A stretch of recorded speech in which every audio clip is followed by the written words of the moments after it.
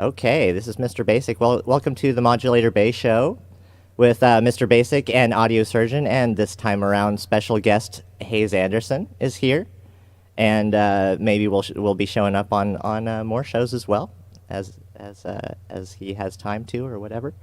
Yeah, and so yeah, Haze Anderson, I have sort of known online for I would say about like 3.5 years now. Uh, and you're one of the first people that I have ever, when I got into synths not too long ago, about 4 years ago, I started watching Sonic State, and you're one of the first people ever that kind of like made me feel comfortable to talk in this space of ours and kind of feel like it was more like a community and feel free to do so. You're just basically one of the first names I can think of from back when I was introduced to synths and to music production and electronic music and drum machines and all that stuff, as someone who can really who can really talk about things and that we can we can have some discourse and with people who are passionate. There's people who are passionate out there and who also like to talk about these things. That's So. cool. I didn't realize that. Thanks. Yeah, welcome to the show. I just checked You're out. welcome. Yeah, your Januaries are great because not only is it really nice, cool acid music, but also I like your little taglines at the bottom. I think it's a good speed for reading, and it's good little extra information on the pedals that you're using. I think that's really cool. Thanks. Yeah, that was a crazy decision for me to start doing that for this particular January. And I guess now is a good time for me to go ahead and confess that, I shot the videos for those already. But I did those jams like one of them, was it like a Sunday? I did 11 jams on a Sunday, and then the next Monday I did 9 more in a row. So like I just took off, and the reason why I did that was because there's no way I'm going to be able to have the time to do January this year, and I feel like this might be everyone's hardest January to try to participate in. Mm-hmm. And I just Yeah. really, Well. Yeah. Well, I think you did right. I think you did right because me personally, I thought I would do it. I was like, yes, I'm going to do it. But this time around, I have so many other things at the same time that I'm like, am I really going to have to feel bad for not doing it? Now that it's come around, I don't have time for it. And I'm like, all right, well, I'm having to reevaluate. Do I really feel bad about not doing it? But see, now, you've got your jams going now, and I could have maybe done that over the break a little bit, done a few jams, and that would have been cool. But yeah, it life doesn't is feel the same though, right? right. And I'm going through some pain right now just for what it's worth, because like editing these videos is, I do not enjoy editing these videos. It is pulling more. I have to think more and pull more out of me than I do than actually making the music itself. The music, it's easy, I mean, it's selective choices and some practicing and a little bit of luck and, a little bit of just saying like, okay, that's good enough. I'm going to move on. But then getting into to actually editing the videos, like I can, at this point, the rate I'm doing is like 2 videos a day. Mm-hmm. Yeah, editing is kind of a thing to do. Like it takes up most time is just editing and doing things with like, getting the right shot or, putting something extra in there. It's always kind of a hard thing to do. In this case, it's making sure that the text is correct, I guess, and also, like no errors, and that it sometimes, like when you're doing the ticker, it goes by too fast. So I have to slow things down, and then it's very interesting because I don't know what I'm going to say until I'm actually making the video. And I kind of had to like choose, okay, which one's going to go next. So a lot of that just sort of fell into place. So that I kind of felt like that is in the spirit of January. But what I want to say going back before is the people that are participating right now, I just have to applaud them because they are really putting their hearts into it. And I just hope that everybody can like listen to as many of those jams as they can. Absolutely. Yeah. See, Sure, I've been sure. listening to as many as I can at work, but it's just like It's a yeah. lot. It's a lot. It's a lot to ask of somebody.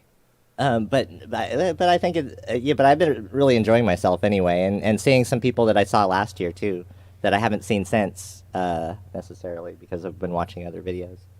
And I've heard some really great stuff. I mean, I've heard some things that,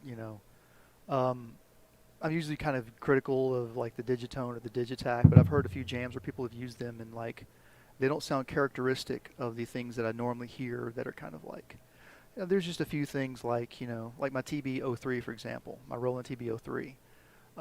There was a while when I was using that and I was listening to other people's music and saying, oh, wait, no, okay. Like thinking that was like something that I did, realizing that like those synthesizers, they sound almost exactly the same everywhere you go.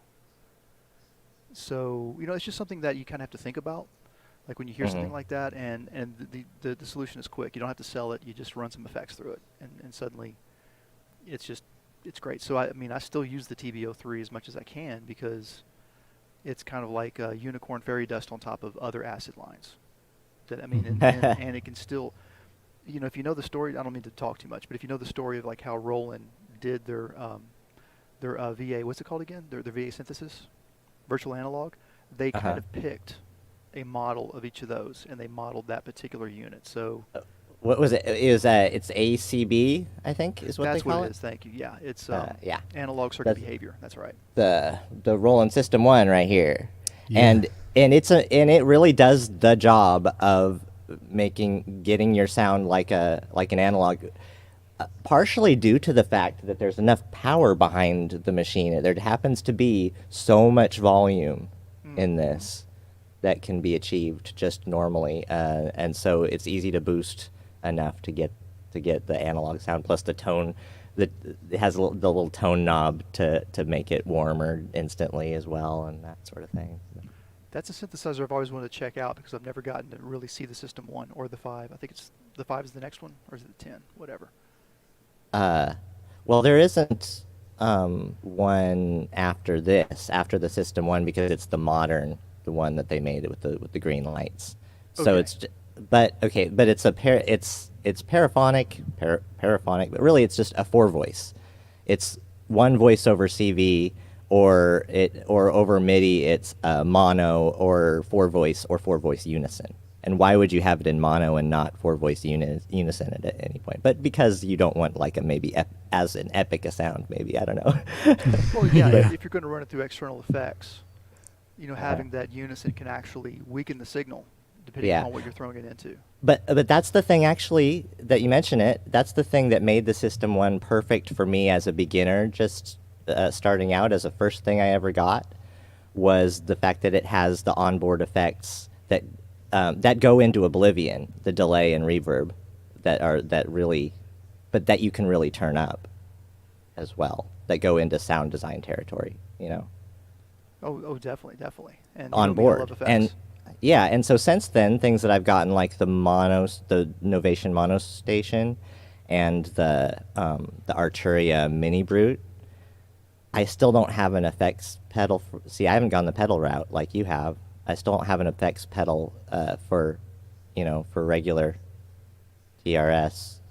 I don't have an effects pedal for my synths except for in Eurorack.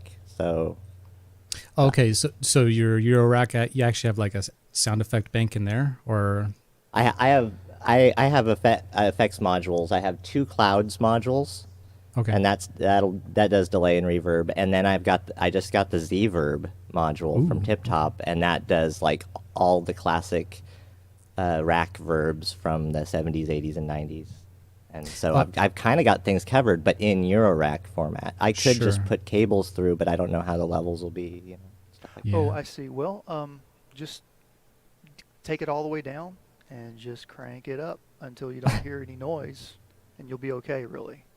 And just don't. that. Okay, well, I guess could have been waiting for somebody to say that, but yeah. No, I mean, it seems no. Yeah. I should just try it out. Yeah. My mixer behind me over here, I'm always still a little paranoid about hitting it too hard with signals. Like, am I actually going to burn out one of these preamps going into it?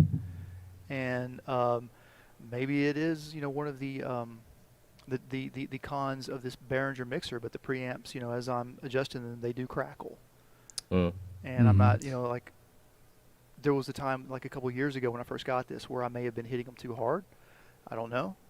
I still need to look into that, actually. But at that point, it's kind of hard to understand, what the limits really are, like what you can throw at something, and to learn like how to measure and to know exactly what it is that you're trying to measure. Yeah, I always kind of wondered that with my Model 24, I can actually crank up the gain on any of the channels, and if it goes into like a red zone, it's peaking, and then it starts getting distorted. So it's like, it would be a shame for something to happen to it if I'm just pushing too much power into it. Or even like a pedal, sometimes a Big Sky, if I put too much sound into that, it does the same thing and it starts doing weird things. It actually has like a distortion like monitor on there. You can actually see when it turns red if you're putting too much power into it, and then you're just overpowering everything. It's kind of weird, but my indicator lights are only yellow. Oh, I okay. haven't checked to see if they go to red as well, which they probably don't. But I'm thinking that that's just like an indicator. And what the manual said was like to turn it clockwise until you start to see the indicator light blink. Yeah. If it's blinking a little bit, that's good. Yeah. So, but here's the problem. What happens when you power things on and off, and the voltage pops that you're introducing into it and so forth, and is that causing any harm? So far, I think that the only issue with that is your headphones and your speakers. Yeah, if you have like big PA system like hooked up to it, it'll give it a punch or something. I think a lot of the like new mixers now actually have a thing that keeps that from happening. I know whenever I have my speakers on here, back here turned on, if I turn on the power to my mixer, it'll actually keep it from doing that. My old mixer it popped every single time, so I had to make sure my speakers were off before I actually turned my mixer on, because you never know, it might destroy the drivers or something in the speaker, and that wouldn't be good. Yeah, it will eventually damage them. And that's Yeah. Speakers are one thing I've learned about what I've been studying and so forth. That speakers are always going to be expensive. The good ones. You don't have to pay a lot of money for good speakers, but that's something that where you're like the money goes into the quality. At least it really should. Would you recommend people getting monitors or even just any kind of loudspeaker? I mean, just from your personal experience. It depends on the room. Yeah. I mean, really, the room is the critical factor, and you could recommend speakers all day long and so forth. But if the room isn't properly treated, then Doesn't matter anyway. Like this room that I'm in right now, I mean, I could use speakers, but the headphones are better. Yeah. I typically just mostly use headphones, but I know that like a pair of good monitors are just like they're expensive, man. I mean, really, really expensive. I got these PAs back here for like $300 each, and it seems to do the job nice. If I just want to hear the punchiness in a song or just want to test it, maybe if you do like maybe a live give, well, I don't do anything live necessarily, but it's kind of nice if maybe you do like live performances and stuff, you can check them on these and then just see how it performs or something. But yeah, monitors are expensive. What I would use for live is I would use one of those Roland KC keyboard amps, stereo. And I would just like roll as an that in. amplifier. And they have XLR outs that will go to the main mixer, to the main house if you want. And the PA guy can run those stereo. And then that's you've got interesting. your monitoring behind you, and they're about $500-600. You could probably pick one up used. The problem with those, I used to have, I can't remember if it was a KC 500 or 400. It wasn't stereo, but it was a 4-channel, I believe, and I used it with my drum set for the electronic drums and the sampler. And the problem that I had with it after using it for many, many years was the tweeter eventually goes out. But Roland sells replacement tweeters, and it's really easy to replace them. So I think that was maybe like $50-$60 back in the 90s to replace it. Well, that seems to be a thing about speakers is that they have a life if you use them. If you have them on and you use them, they will wear out. Mine have to some degree. I can tell the difference between the way they are now and the way they were from, and I know that leaving them on, day overnight or day after day or whatever, is shortens the life. But I'm not an expert. Well, if you leave them on and they're not being used, they should be fine. Because for the most part, they're passive until a signal passes through them. Theoretically. Oh yeah. Theoretically, so it's the higher signals that wear them out then. Well, and I want to talk about this actually because this is part of my journey. Was at one point when I'm doing this, I've got a big backstory into this. Real quick, couple things. Boom. I got into this about the same time you did, Mr. Basic, and through Sonic State, ironically enough. and I'll maybe get to that after a while, but long before that I was kind of into this, going way back into the 90s. And well, darn, I just forgot what I was going to talk about. You might want to Speakers. Speakers, yes, but I forgot specifically what it was, unfortunately. Well, I was talking about like digress too much. what would wear them out. Oh yes, is the yes. higher Thank you very signal. much. Thank you very much. So with the speaker, what you're thinking about is you're just got like this coil that's moving back and forth, and of course you've also got the. Let me go this way now. How the actual diaphragm or whatnot is like glued around the ring. That's of course is another point of what do you call it? Right. Yeah, I've got so many thoughts going through my head right now. It's sorry. Another point of failure. Right. So yeah, like depending on how hard you're pushing it, you could warp it a little bit there, damage it there. The coil could burn out. Right. So any one of the materials from the vibration, from the actual movement of it, Mechanical type kind of thing, exactly. And of course, it's always possible. This probably had never happened, but like it is possible for lightning to hit something like that, electronic, and do very bad damage to it that way. That would be like a 1 in a million, though. Would a surge protector help that? I mean, if something were to happen, because everything I have is like going through like a big Mondo like live wire power protector or something. So I want to tell you a story, and I just don't think people are going to believe this. But one day this was 1982, I want to say, and I was at a friend's house, and we were in his his parents' house. We were kids watching TV, and lightning struck and went through the top of the house and hit that TV set. And it didn't blow the tube up, but like there was an explosion inside. Oh my gosh! The TV set. Wow. I've never seen anything like that ever. Again, ever. And that's pretty crazy. Looking back, we probably weren't using 3-prong outlets back then. They probably weren't. That house probably had all 2-prong outlets everywhere. And and so these days, I mean, the chances of like lightning coming through your system, like your house, like that. I mean, knock on wood, big time, but I mean, I use surge protectors everywhere. Yeah. I have like every kind of stage that I'm going through, I've got like so many surge protectors back here. And so far no problems. And I've got it also set up where there's I'm in Tennessee and we have really bad thunderstorms in the spring and oh summer. Yeah, I go through Tennessee all the time, so I know what you're talking about. Oh, and it keeps it green here though. But I've got one plug that I can just plug out, and everything is just disconnected at that That's point. Good. Cool. Yeah, it's a good safety feature. I just want to say, I want to shout out. We got some of the guys, other people from last time here, and some new people here too in the chat. We got Inverted Popes, we got Glory to Glory to Glory, and Benjamin Ezo, and Inverted Popes, and Mike Hydropneumatic is here. But we also, SH1T,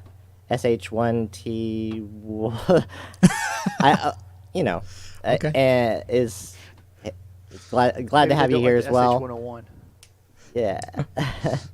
And also Wambra, nice to see you here. Wambra, I met as like the only other watcher of a YouTube stream that I got to watching that got me inspired to stream, and that was Dan Kushner's one of Dan Kushner's jamming streams, and I would every once in a while, it would happen regularly, and Wambra was the other one that would watch from YouTube, and everyone else was watching from Twitch, and so I was just like the one chatter, even though there were a lot of people there, but they have this restream thing where you can repost the chat from other platforms onto the chat of this platform. Wow. I don't know how he does it, but yeah.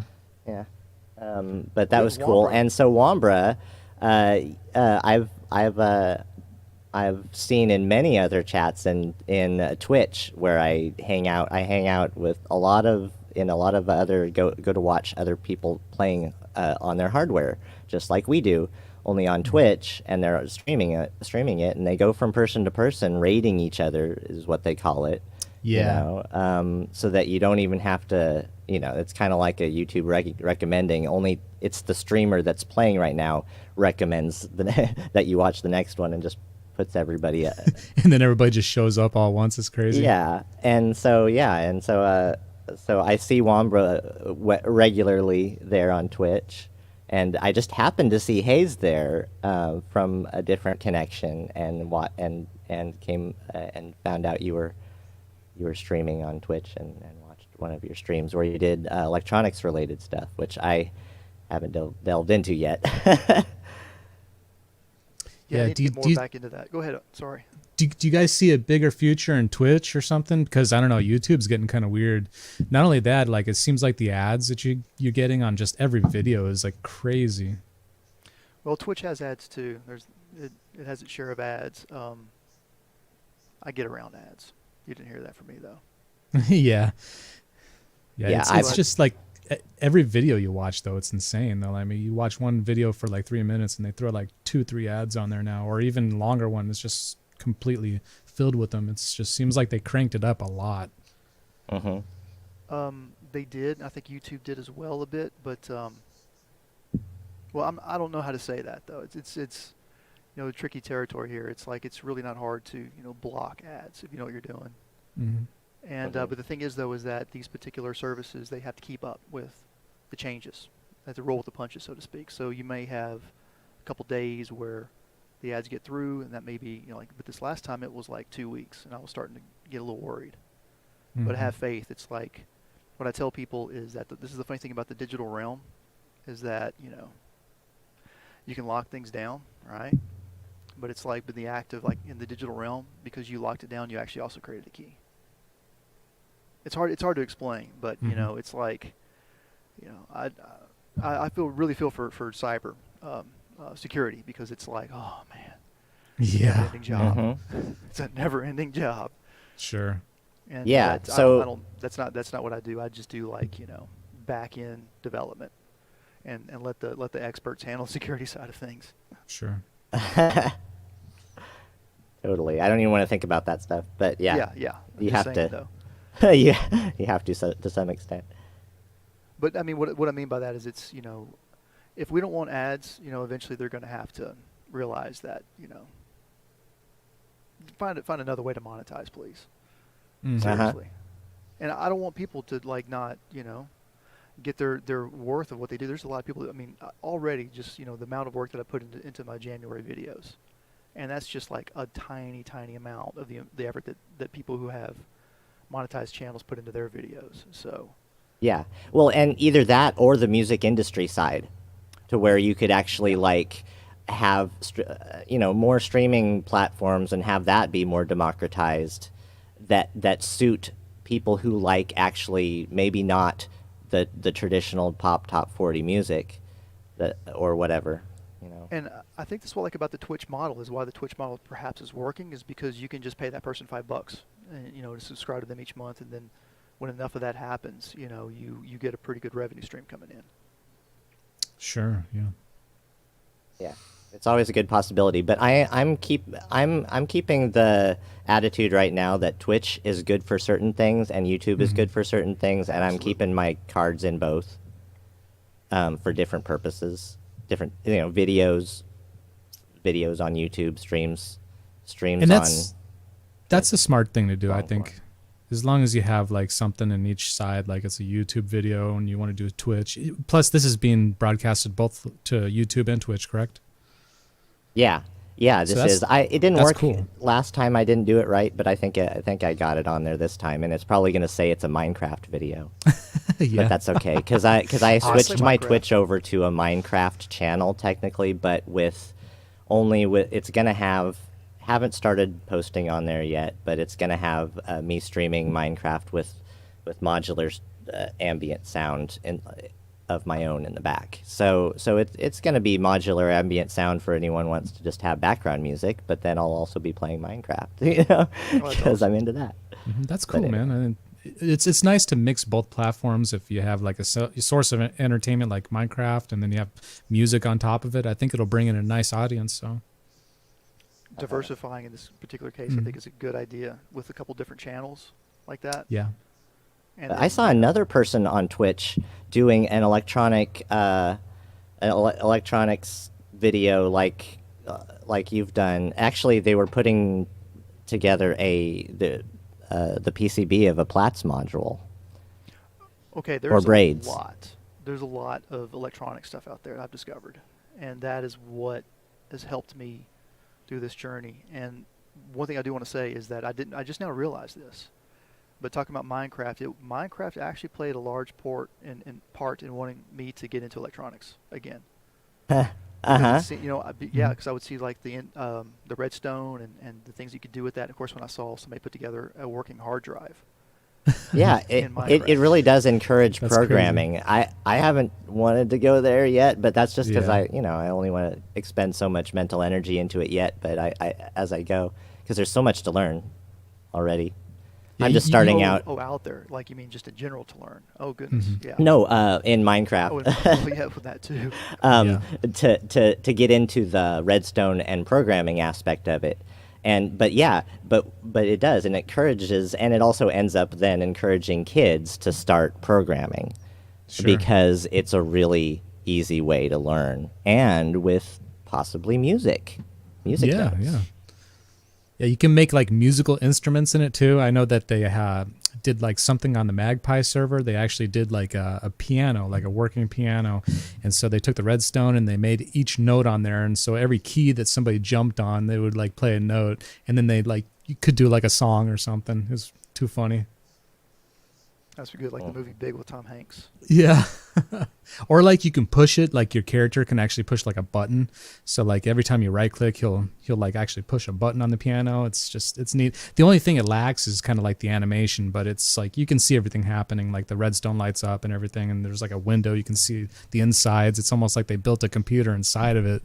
And it's just, I don't know, it's mind blowing what you can do with that.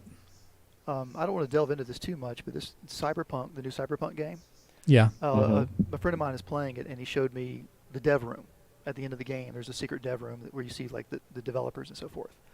And if you know, Keanu Reeves plays a character in the game. Yeah. And this character, like I guess his legend is that he was a guitar player. So seriously, they added Bill. I can't remember if it's Bill or Ted, but they also threw Bill into this. Really? Overall meta image of Keanu Reeves. It's hilarious. And That's too he's sitting funny. on the couch and he's playing guitar with the cyber hand, with the like robotic prosthetic hand. My friend's girlfriend said that if you watch very carefully, he's actually playing what you're hearing. Oh yeah, I heard about that. Yeah. And I'm thinking, they could, it's, about MAME and emulation and so forth with Mhm. ROMs. I mean, who's to stop them from using some of the ideas from Guitar Hero, and just like a MIDI file, feed that through an animated 3D animated character, and it just automatically plays whatever you want it to. That Right. would be crazy. And They that's might have that's done that. related to Yeah, they might have. to my daughter's favorite videos right now, Bongo Cat. Bongo Cat. It's the same Cat, thing, yes. only you have Bongo Cat playing whatever instruments of the covering the song. A very simple version, That's hilarious. 3-instrument version or whatever, covering pop music songs. That's genius. Cool. Oh, you It's got to just do a cute. jam with that. Cute animation. If there's Yeah. no copyright issues. But yeah, and then there's the new Google, what is it, Blob Orchestra thing. Ooh, what's that? The Microsoft Blob Orchestra. Does anybody know? Shoot, I should maybe find out the link to that and go ahead and post it in the description later. Since I mentioned it, We're going to be seeing a lot of interface, like wild interfaces into synthesis, essentially, Mhm. and it will be interesting. That's for sure. And and AI and machine learning and making music and all that. Well, that terrifies me actually. AI, yeah. And Yeah, there's some Well, s- like I don't know why we would want to even do that in the first place, to tell you the truth. what Yeah. about in mastering plugin that Well, does that? okay, that's a funny story that you mentioned that, and I'm not a big fan of mastering in the first place. I'm not. I'm just a personal thing. I don't. Everybody go do whatever you want to do and so forth. But I would like to tell like an interesting story, just real quick. I don't want to take too much time on this, but Yeah, go one ahead. of the rock bands I used to play in, and this was in like 2002 or 2003, I believe. And we came close to getting signed. Actually, it was very interesting. but we did a demo and we took it to a mastering house. It's the first time that I've ever done that, and that was a very, very. I don't even know that stuff even exists anymore. It has to, but this is in Nashville, Tennessee. Music Row, and so this was one of the, like a really good mastering place. And I can't remember how much we paid to master 4 tracks. And Pricey. yeah. Uh-huh. Now the thing is, you want to talk about gear. You want to talk about analog gear, from the ground up to here. Racks of this 1950s, that cream green color with the big knobs and the VU meters and all that stuff, and huge knobs, and just that's the kind of equipment they were running this through. And I mean, they looked at us and they were just kind of like, well, I mean, they didn't say it, but you didn't get the best engineer, and we can't. I mean, you can only do so much. So what I tell people is like, if you're looking for mastering, it's like you're putting the cart in front of the horse. You need to first work on your mix and really understand what your mix is. Now, hey, if you've got a nice mastering plugin, you probably do want to run it on your mix before you upload it online. That's just a no-brainer. Because, I mean, okay, let me ask you guys a question. What is the point of mastering in the first place? I don't want to put you on the spot, but the only thing I can think of, well, for me, I mean, any of the music that I do, like I just make sure the volumes are good, so that way it's not too low or too high. A lot of times I just use like a maybe even just a limiter, and then I see if the compression's right. If everything is good on my end, I can hear it and it sounds good, I really don't even have a need to do that. But like on SoundCloud, they actually have a paid service. You can send them your track and then they'll master it, but it seems pointless though. I mean, what's the point of paying them something you've already paid for to upload, and then you're going to pay somebody to master it? But I mean, I would think that if your ears are good and you can hear it and it sounds good, I think that that's just the way it was supposed to be, I mean, Mr. B. Yeah, I think it was called Blob Opera Wambra. Yeah, definitely. And I think Wambra also said, or somebody, I think said that he really likes your trance, Haze. Oh, thank you. Been very appreciating much. it.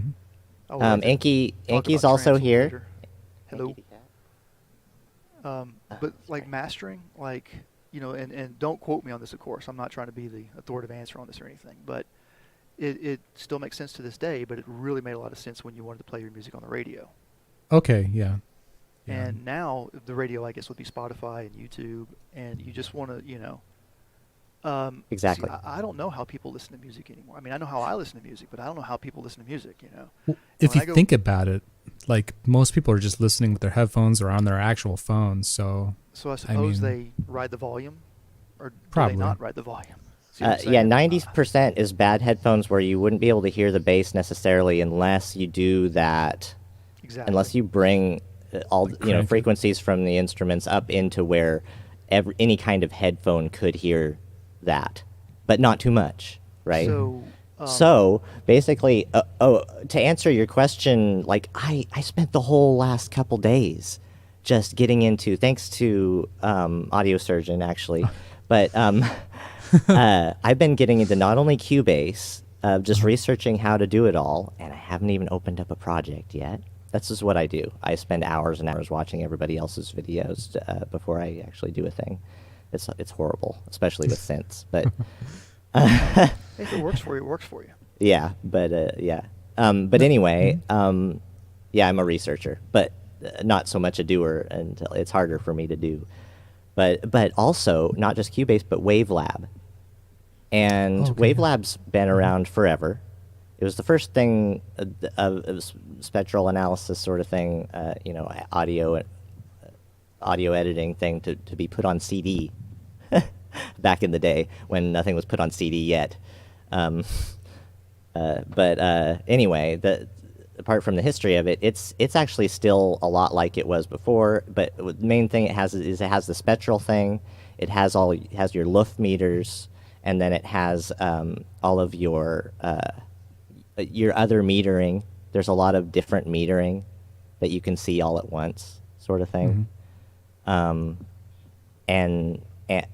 And the LUFs, yeah. See, that's the thing is there was no purpose for mastering until these platforms got to doing everything so specifically, and then incorporating the LUFs, which what does LUF mean?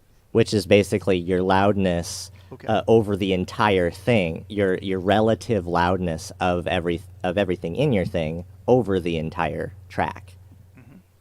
So basically, it started out in TV broadcasting. They imposed this thing, and then everybody had to make sure that the commercials weren't above a certain loudness, because they always wanted to get you more and more, over the show.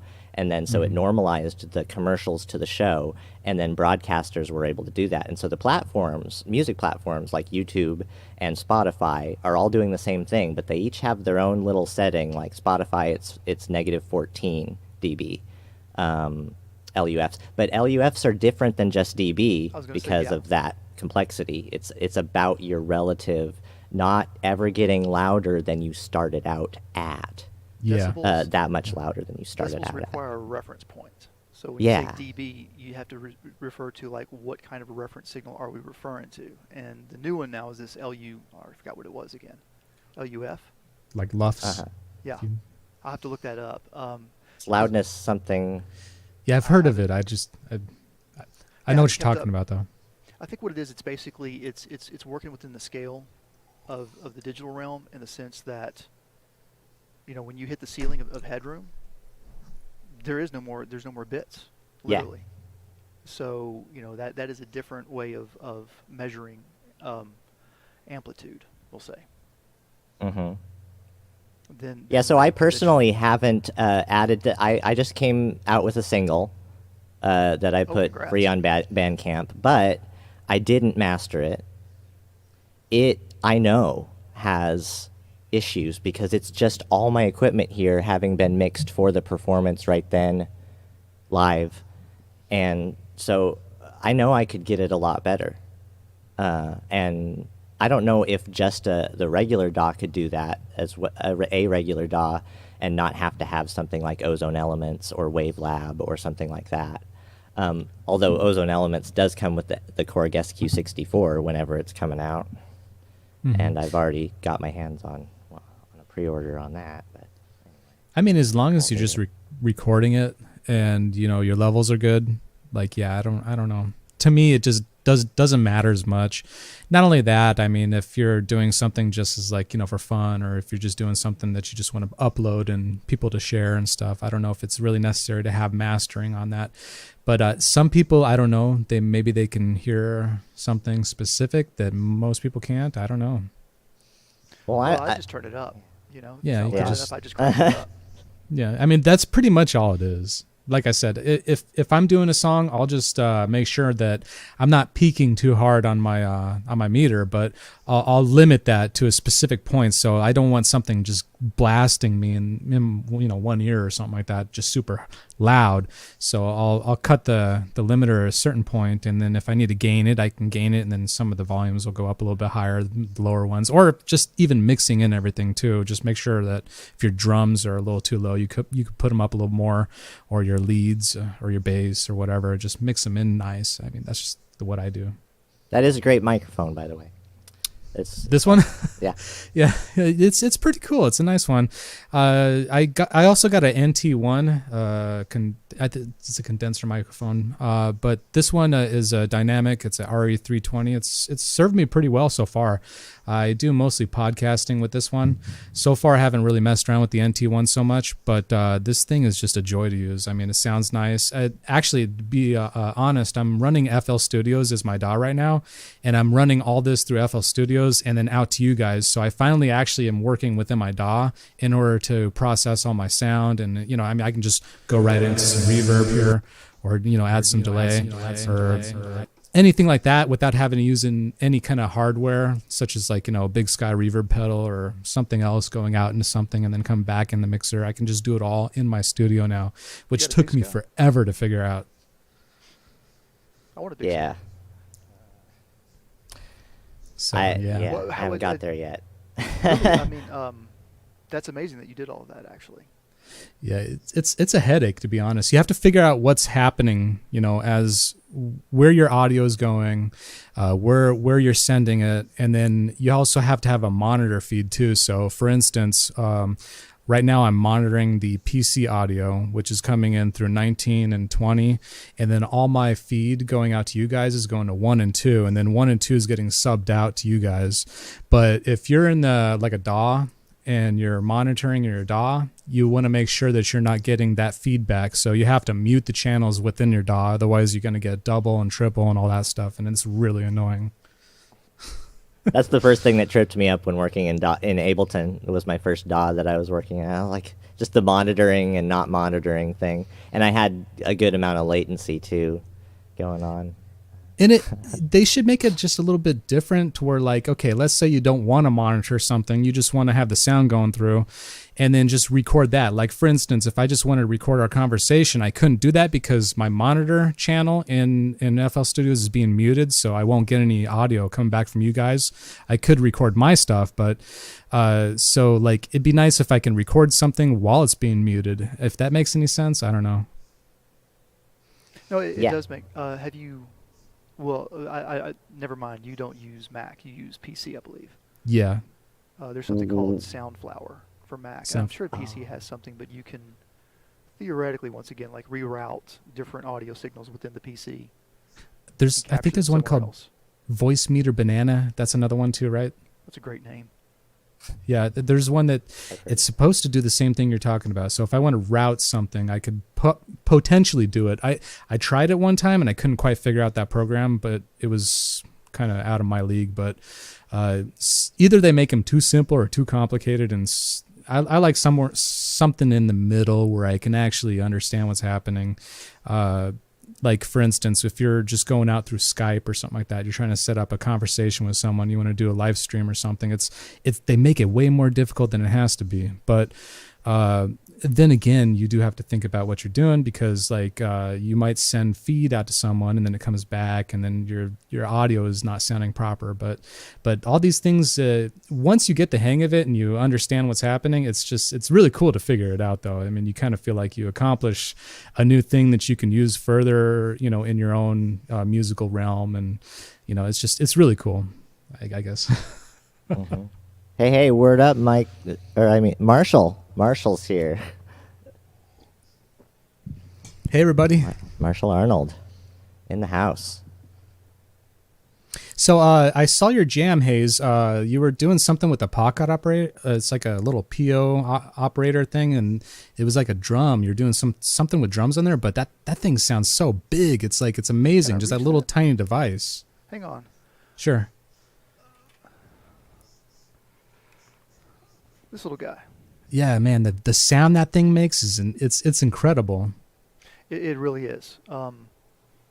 It has an overdrive that pushes it like almost into clipping, which is ridiculous. And then if you can kind of tame that down, you can make that even huger, with other effects. Yeah, like those drums were just like so cool. You were doing something with that I don't know, Roland product. What is it? TS something? I forget what it was. No, it's a Behringer clone. Oh, it's a Behringer clone? Okay. Oh, yeah, that's the dirty Behringer clone. Okay, yeah, that thing in that pocket operator, it's like you literally have like an entire studio just with those two things, and you can just jam out to that, man. Those, like I said, those drums are really cool. Thanks. Yeah, I have been enjoying those jams immensely, to tell you the truth. Mm-hmm. It's what I'm on right now. I'm editing number 20 right now. So, like, what is today, number 9? Yeah, just let me real quick. We got some new people showing up. Just confession. I recorded my Januaries in December. I did it like in between Christmas and New Year's, because I don't have time this month, and this is a crazy time anyways. And yeah, I want to reiterate, everybody that's doing January this month is just like, I'm giving like a big round of applause to them, because it's a difficult time to be doing it, and there's a lot of hard work that people are out there, they're putting their heart and soul into right now. And these I have an intention that things are going to be good when I do something, when I sit down to do something. And the other thing I want to say is that those are all randomly generated patterns mm-hmm. that I'm using. I didn't, seriously. And that's kind of what I do, is I'll wait until I hear something, and then it's also a matter of trying to understand like where do you want to put the one? Where do you want to establish where this rhythm actually starts? And Right. so I would either like, okay, I'm actually using 3 different pocket operators. I can't grab the other ones right yet, but I'm using the PO12, which is like the rhythm, which is just like a drum machine. Mhm. And it is I want to say it's a polyphonic drum machine, meaning that the hi-hat will stack over the rest of the drums. You can pretty much play all the drums. It gets to a point to where there is voice stealing. I haven't figured out what that is, but there's 16 different notes, and it's polyphonic in the sense that, you know, you can just have the hi-hat play anywhere you want to. Yeah, full drum kit. Right. The PO35 is a speech synthesis pocket operator, but it has the tonic drum. It has a subset of the tonic PO32 drum set within it. Now, one thing about all the pocket operators, they have a little micro drum set. Each one has a little micro drum set of some kind. And the PO35, however, is completely mono. Now, there's a style of drumming called linear drumming, where, just like what you said, you don't stack any drums at all, nothing. Right. Everything is, you know, one hit. Bass drum or your hi-hat with the foot, whatever. So when I use the PO35, I use linear drumming. No, there's a catch though. So some of the drums go this way, wrong way. I'm backwards.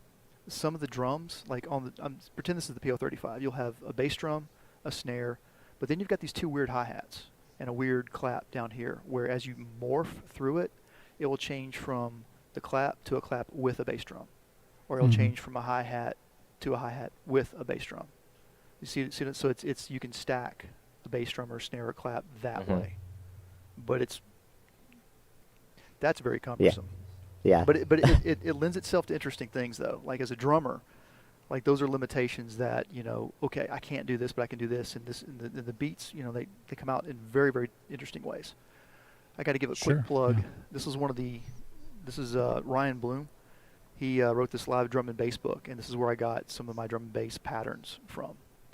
And he's also got like the Amen breakbeat totally transcribed in this.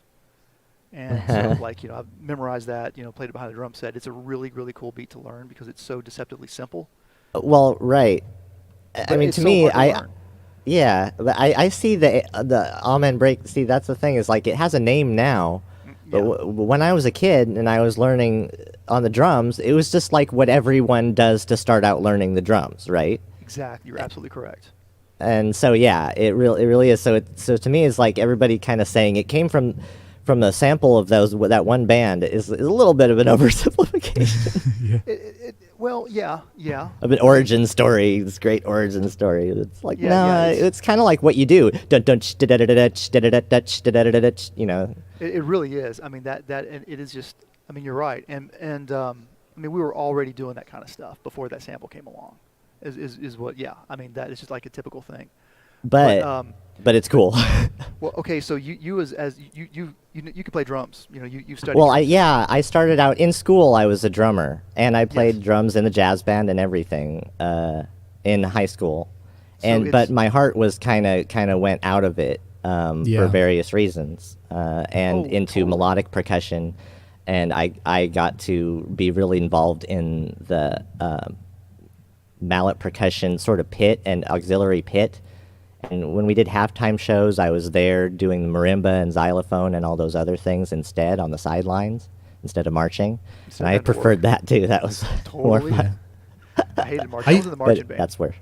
I used to have a drum set, a Yamaha Stage Custom. I actually had that before I had all my my modular gear and everything, but it just seemed to take up too much space. I wasn't really as into it as I thought I would be. But man, I spent a good amount of coin on it though. But so I sold that and got more synthesizers. It's drums. I haven't played my drums in like 3 years now. Sadly, I think I sat in with some people like back in 2019, I think, like in September, and sat down to play drums, and it was just a nice little kind of like blues, kind of country stuff. This girl must have been only 13 years old, came up and played harmonica and just destroyed it, just killed it. I was like, wow, what? I felt, like I was playing with somebody who'd been playing harmonica for 50 years. Sure. I was like pretty shocked. But then all of a sudden, like they kept saying, like they kept joking about war pigs, and there was like bartender. Back, she was kind of like one of the owners too. She was like tending bar, and she, they kept yelling War Pigs. And next thing I know, like, okay, we're playing War Pigs. I'm like, what?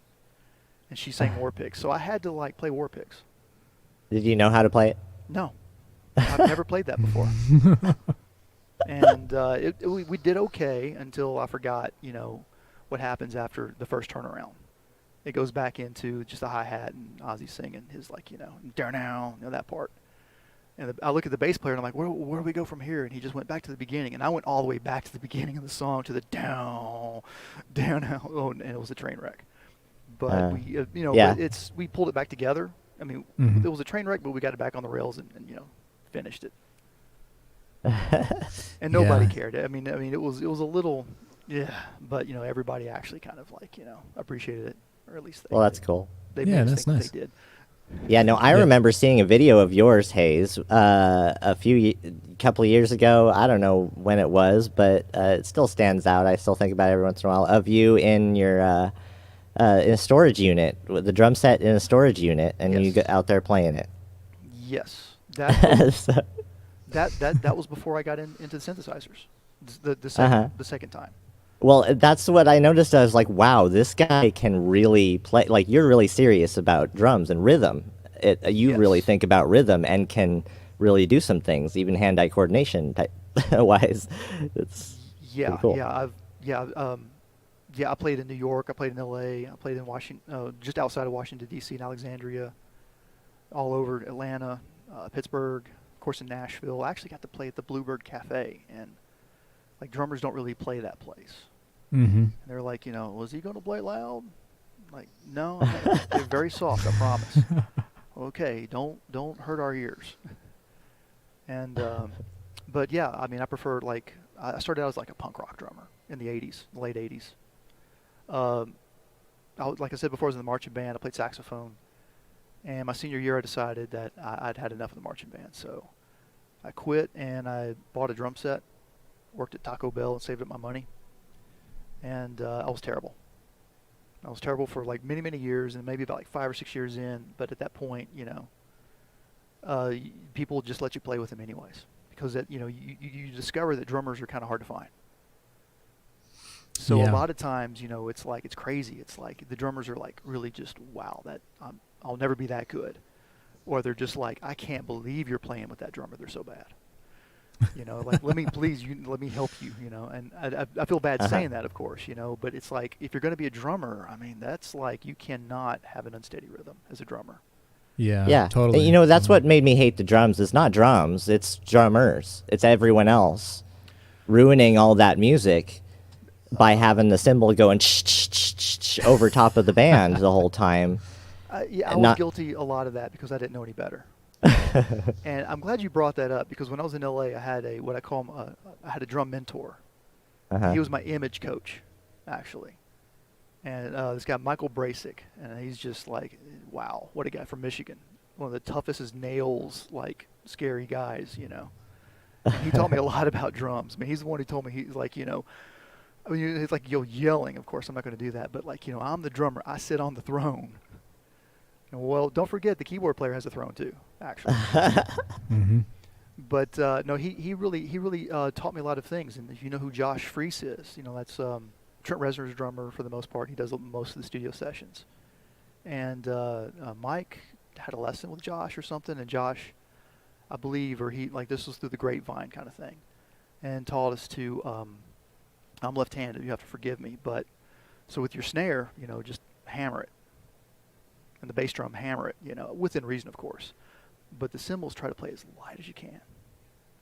And when it comes time to rock out, of course, rock out. But you wait as long as you're always like just pumping the snare drum and the bass drum, cracking it. Yeah. And the cymbals are low, then like you're going to bring the energy, and people are not going to think that you're playing too soft. Because that was a problem. It's like, I didn't want to hurt people's ears, so I would play very soft for the most part, and I wouldn't play very loud if the room couldn't handle it. What I mean by if the room couldn't handle it, if it was like, you're just going to be overwhelmed by this. Most of the bands that I played in, we had soundproofed rooms to handle that kind of stuff, and we would play loud. Unfortunately, you get to the gig and you realize that you didn't practice for that room. Yeah. Yeah. But those are the things those are how the pros. That's the difference between the pros and the amateurs in that arena. Yeah. I Yeah.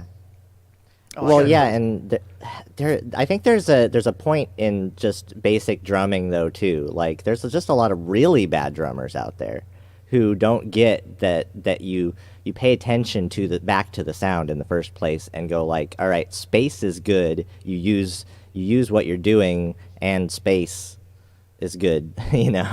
That sort of thing. And think about how you're layering what you're doing. a lot of that stuff gets filtered out through the recording process. Is, Uh-huh. is what's interesting.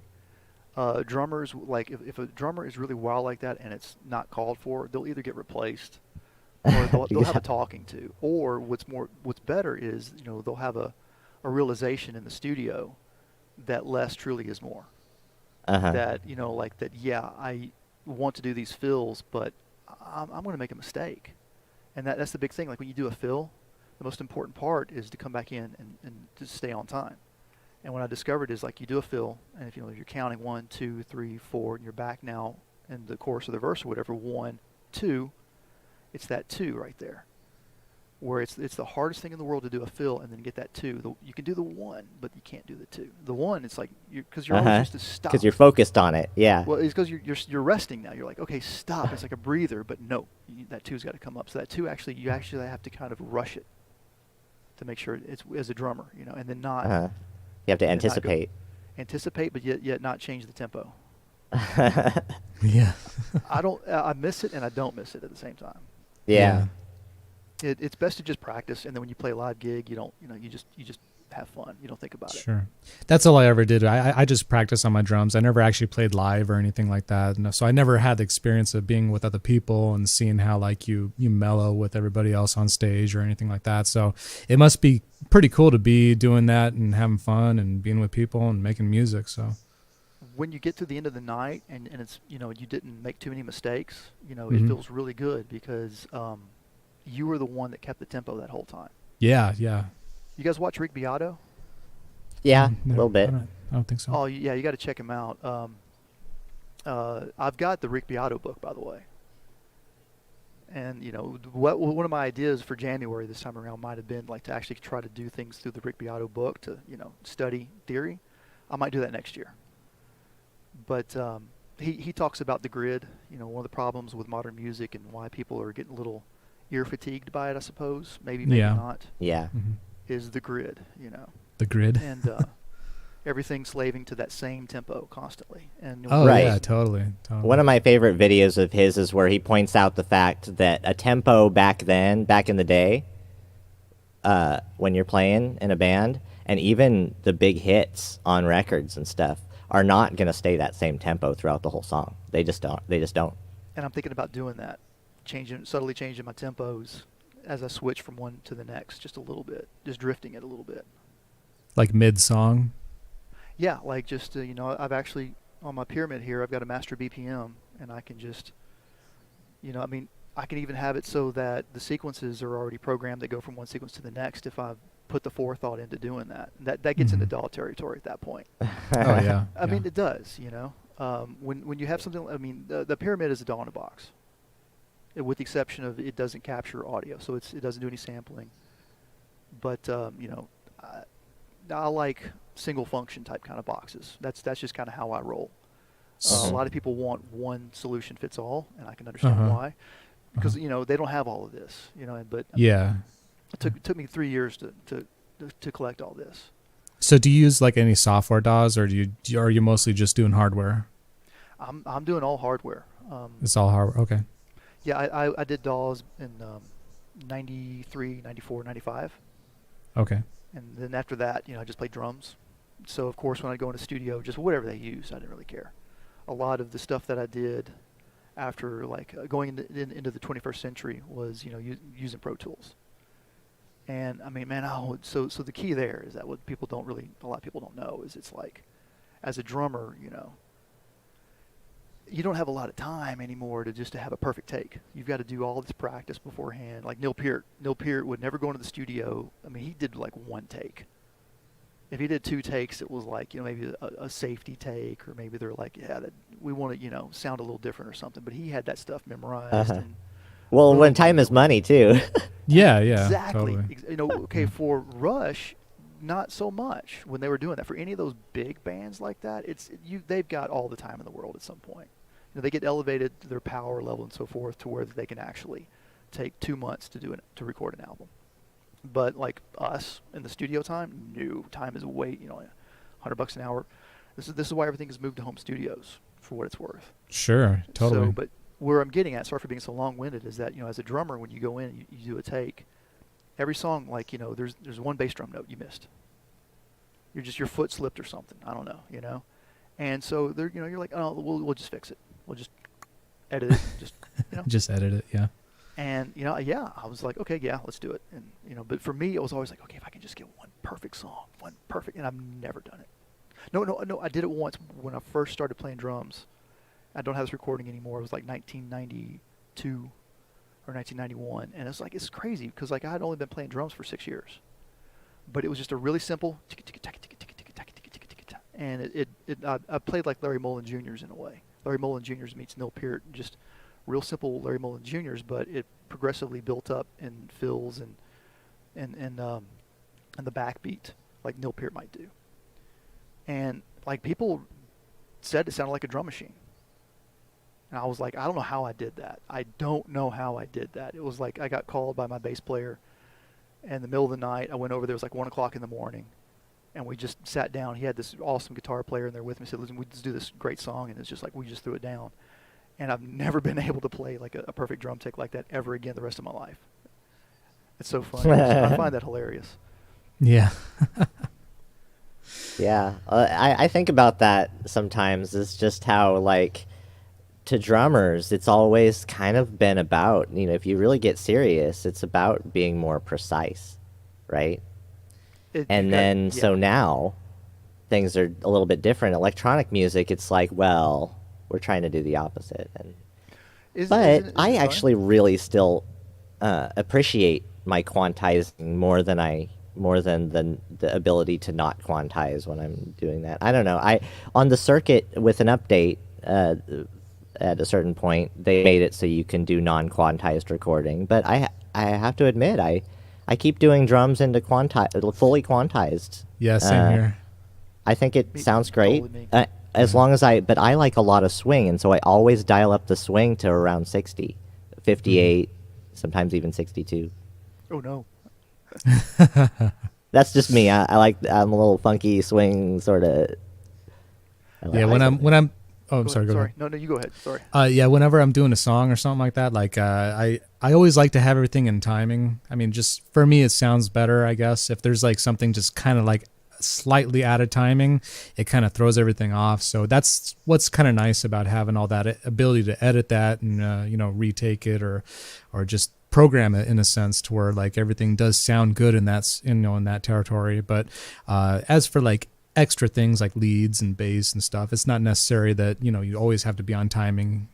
Sometimes like a little mistake is kind of cool in a song. You can hear something slightly off and it's like that little special thing in there. You always remember that's the little touch you put in there. It's more human, I guess. Yeah, especially chords. I've noticed it makes a big difference with a chord to be able to not just go ding, but go ding.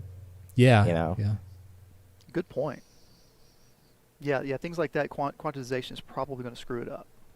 Yeah, that could. Drums, I say quantize them. Yeah. Away. If you go off the grid with drums, you kind of, you need to use your ears and say like, does this really sound good? And if it sounds good to you, then it's valid, of course. But if you sit back and say to yourself, oh no, I don't think so, then maybe you can kind of readjust the notes a little bit. I have a tip for y'all though. Uh-huh. Now it's a little laborious to do this, and I'm don't know exactly which DAWs allow. I'm sure all DAWs have this. Surely. I started out on Digital Performer. It was just called Performer. It wasn't even called Digital Performer back then. And I learned pretty quickly that you could, when you're recording MIDI, that you could see all of the MIDI information. And what I would do is I would use like an octapad, and it had like a little bass drum trigger, and I'd maybe play my bass drum, or I would just use the keyboard too. Finger drumming is perfectly valid. The only difference between finger drumming and what a drummer wants to do is we want to use our feet. That's it. Mm-hmm. And and we can. Yeah, except, hey, Yeah. I'm left-handed just like you. Oh. Left-handed drummer That's too. right. So what I did, since I had to play so many right-handed sets, I actually uncrossed my hands. I played uncrossed. Open-handed. Yeah. Yeah. When I play right-handed kits, I play open-handed definitely. But the problem Because is it's not- hard. Your brain can't do this foot with Yes. that hand.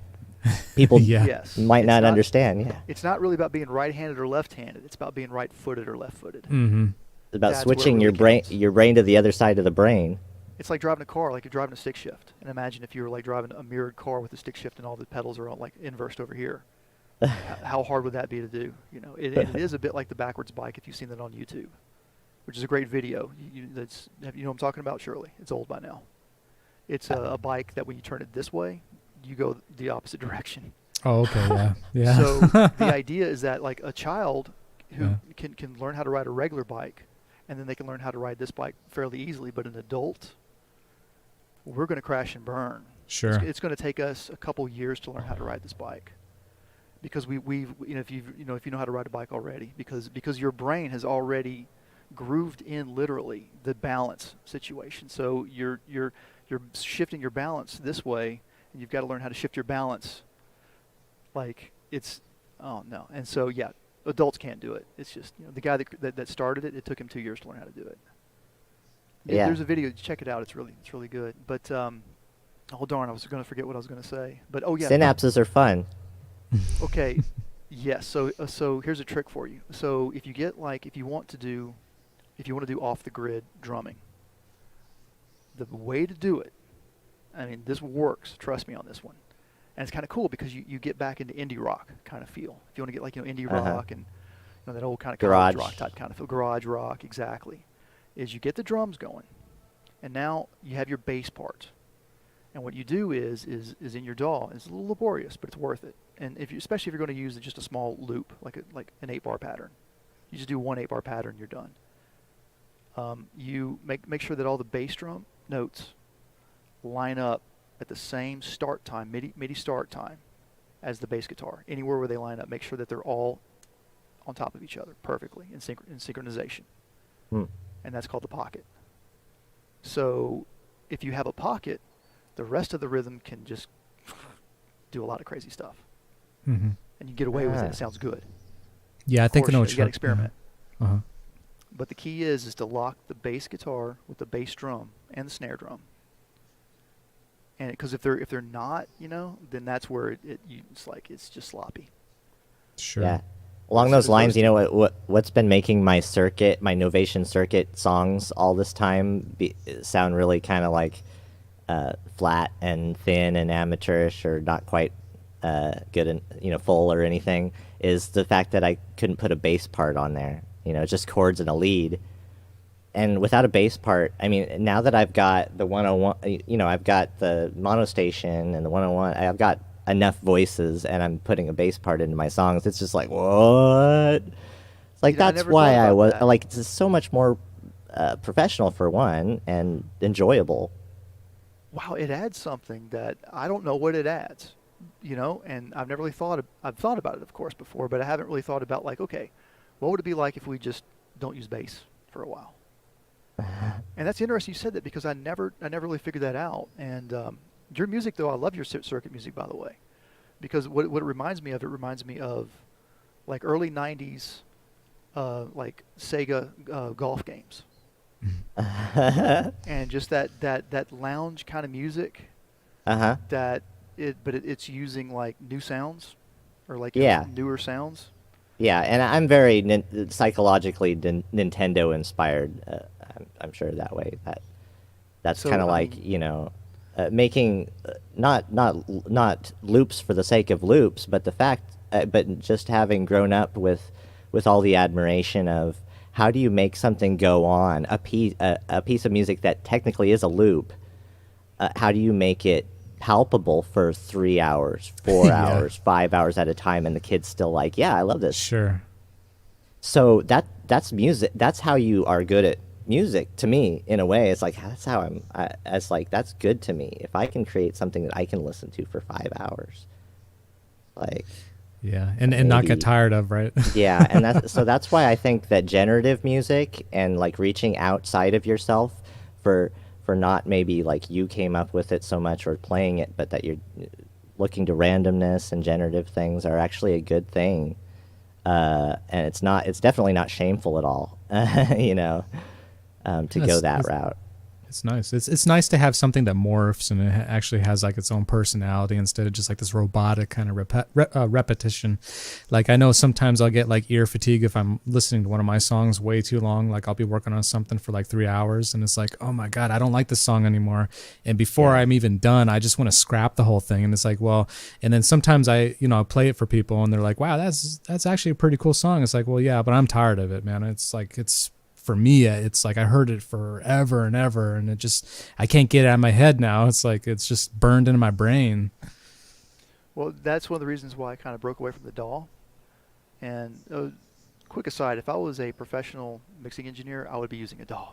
Let's be very real here. But some of what I noticed was like I started looking at the things that what the DAW affords you. And what the DAW affords you are things that you're going to pay for on the other side. One of those being like audio fatigue. Mm-hmm. Because you're going to sit there and just keep, pinpointing and pinpointing and pinpointing. I probably will get back to using a DAW again someday. It's just a, inevitable conclusion in that sense. Because if I'm actually going to want to record anything with consistency and any kind of be able to recreate it again that way or like even in close to that way, Mm-hmm. I'm going to need to use a DAW. But, it's there's so many unfinished tracks when you use the DAW. There's so many, like you start amassing this digital footprint of libraries and so forth, and it just starts, piling up and everything. And, on the converse side, I've got this YouTube channel where I've got all these jams piled up, and I can't tell which one is which anymore. And, Sure. Sure. But it's what it's forced me to do is it's forced me to, like, spend very little time actually producing a song and then, like, forcing me to just, like, say goodbye to it and just move on. And at this point, if I want to address any of those songs again, and this is what I did in January 2019, was the next to last jam. I don't think people really realize this. Maybe you did. I don't know. I mean, I don't really if I did better videos, people would maybe understand more of what I'm doing.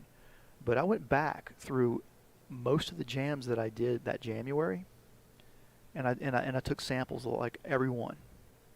And then I tried to put those samples all into my Voca sample, and I think I had like another sampler. And then, of course, I had to cull some because they all wouldn't fit in. And then I made a jam using all of my previous jams. Mm-hmm. And it was better than anything that I'd done before that. To me, I felt like, wow, I just, where did that come from? Yeah, it's kind of nice to have that ammunition in a sense. It's like you worked on something in the past, and then you can come back to it and then reuse it, or maybe make it better, renew it, and then you can make something even like better, like you said, out of something that you probably didn't appreciate in the first place. So it's kind of nice to have those bits and pieces. Like I actually rediscovered some of my music earlier in this year, stuff that I did way back in like 2003, and I was like, whoa, like this stuff is terrible. But it's kind of nice to see how much I've progressed and how much I've gotten better with my work, and to see that I can actually put together a song instead of just making a repetition of things that just make nonsense before. But now I can actually put that in a song and limit myself to maybe doing like a 3-minute song. Before I used to have tracks that were like just drums for like 12 minutes or maybe like a techno beat or something like that. And nobody would consider even thinking that's even music. But if I go back, I can maybe learn from it, if anything. Definitely. And sampling. Sampling, yeah. Sampling is awesome. Yeah, that's really cool. That's something I need to rediscover too, is sampling, because I gotten away from that, and I have a nice sampler on my machine, MK3, and I barely even tried it to kind of get into it again. So it's kind of nice to actually record things or either sample things and then make a beat out of it. It's really cool. I really admire people that do that. There's this one guy, Accurate Beats. I don't know if you heard of him, Yes. but he can just take an old record and make a whole new song out of it, and it's really Sample cool. footage, Yep. Yeah, except I'm not sure how like the copyright works on that, unless it's a certain period of like recording that you can use, or if you have to clear it or something. I'm not sure how it works. I think if it's under like 1 second. Don't hold me to this, but if it's under a certain amount of time, I don't Yeah. think there's any issue with it. Okay. Yeah, I don't know. For me, I don't know. It's like I don't like sampling other people's stuff Sure. unless it's, like has meaning. That's not a good way of saying it. So, like I love to sample movie quotes, for example. Like to go through a movie and just get like a lot of interesting quotes. Well, that's that cool. are kind of yeah. taken out of context. You know, Uh-huh. maybe they'll be put back into context. One of the favorites one I sampled from a Japanese film, Yojimbo, by Akira Kurosawa, and I only know what they're saying because of the subtitles. So I'm pretty sure that you're making sure that you're getting every bit of what they're really saying in that particular moment in time. But I love it because I love hearing the Japanese language in that like over techno music. There's it's and German works really well too, over like more than English. But a lot of psytrance. You mentioned that before. I get that I think from a lot of psytrance, and a lot of my music I do one of two things. I either try to make psytrance or I just make aleatoric music, and that's a concept that DJ Coherence, who is on DJ Coherence, Mr. Basic. Oh yeah. He's amazing. Yeah. That's kind of like it's because of them that him and Dan that I really just got just really inspired online about a lot of stuff. Yeah, Dan has great streams too. I mean, his streams are just amazing. The lighting, the camera switches and everything. Plus, he's kind of a great. I mean, should I hesitate to call him a leader? Anyway, he's got a great community. Yes. A leader of of his community, and he has purpose. I really, meaning what I mean is that he's supported me just because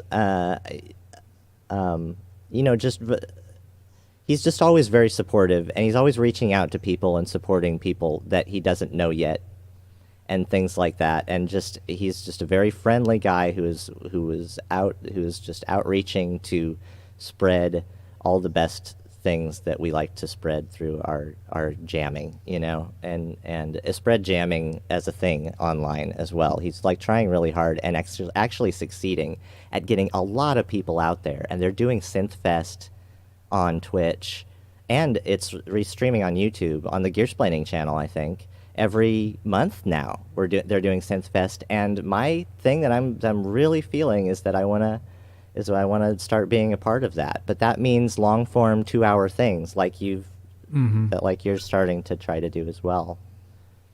Yeah, it you need a serious tool to help kind of do that. And then if you're going to use Cubase, that actually could be all that you need to sequence like enough to get going.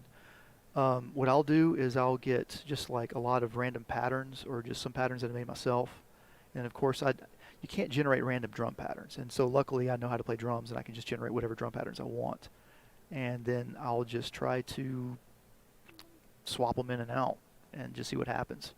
The more that, like if I knew what the actual patterns were ahead of time, like if I had a couple days to actually get to know them a little bit better, then the jam is inevitably going to be a little bit better. But the Bob Ross moments, the happy little accidents. Yeah. See, that's what I couldn't really find in the DAW so much, is it's hard to find happy little accidents. And if you want happy little accidents, you just you've got modular set audio, you've got the sub, is it the subsequent or the sequent 37 you have, the Moog? Oh, mine? Yeah. Yeah, I have a sub 37. I have a 3 Mother 32s and a Korg monologue. That's where you find your Bob Ross moments right there. Yeah. No, those things are very inspiring. In fact, I haven't actually sat down and just really had a personal moment with them. Hopefully in the future. I mean, this month has been kind of crazy. I'll be really busy, which unfortunately it'd be kind of nice to do January, but that's another reason I'm busy. So hopefully in the future I'll do some more of those kind of things where I maybe do some generative stuff, or maybe like I like doing like soundscapes and maybe like more kind of like plucky sounds with the 32s and add some sub frequencies or something like that. But yeah, you can find a lot of inspiration with it though. It's really nice just to get personal with the equipment, and not only that, learn how to use it as well. Because if you don't know how to use it, it can be very frustrating just to make something that's, you know, you can come back to. So as long as you have a good preset that you can always use, or something that sounds nice, you can just manipulate it or create a random patch or something like that. You know, those are the things that are nice about it, that you can come back and, you know, like I said, happy accident. It's kind of cool. I kind of I like ambient generative weird stuff that goes on for forever, is just like soundscapes and stuff like that. I can do that. But I also, you know, since I've gotten into synths in the last few years, I really, and gotten the circuit and things like that, I've really gotten into being able, like trying to be able to play house music, like,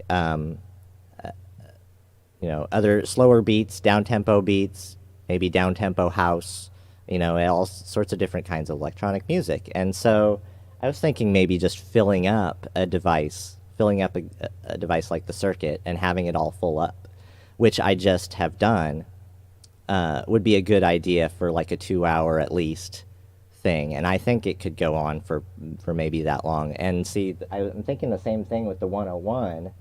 The 101 has potential within it, enough potential, but you have to come up with that much, and it takes time. Yeah, it definitely does take time. I mean, just to learn every piece of equipment, I mean, you have to dive deep in the menus and figure out how to name each preset if you make a preset, or, you know, what knob does what function and whatnot. So just to learn the equipment, just the time it takes is, you know, actually, you know, you have to put that effort into it and learn how to do it. And then on top of that, you got the signal flow. Sure. Maybe MIDI.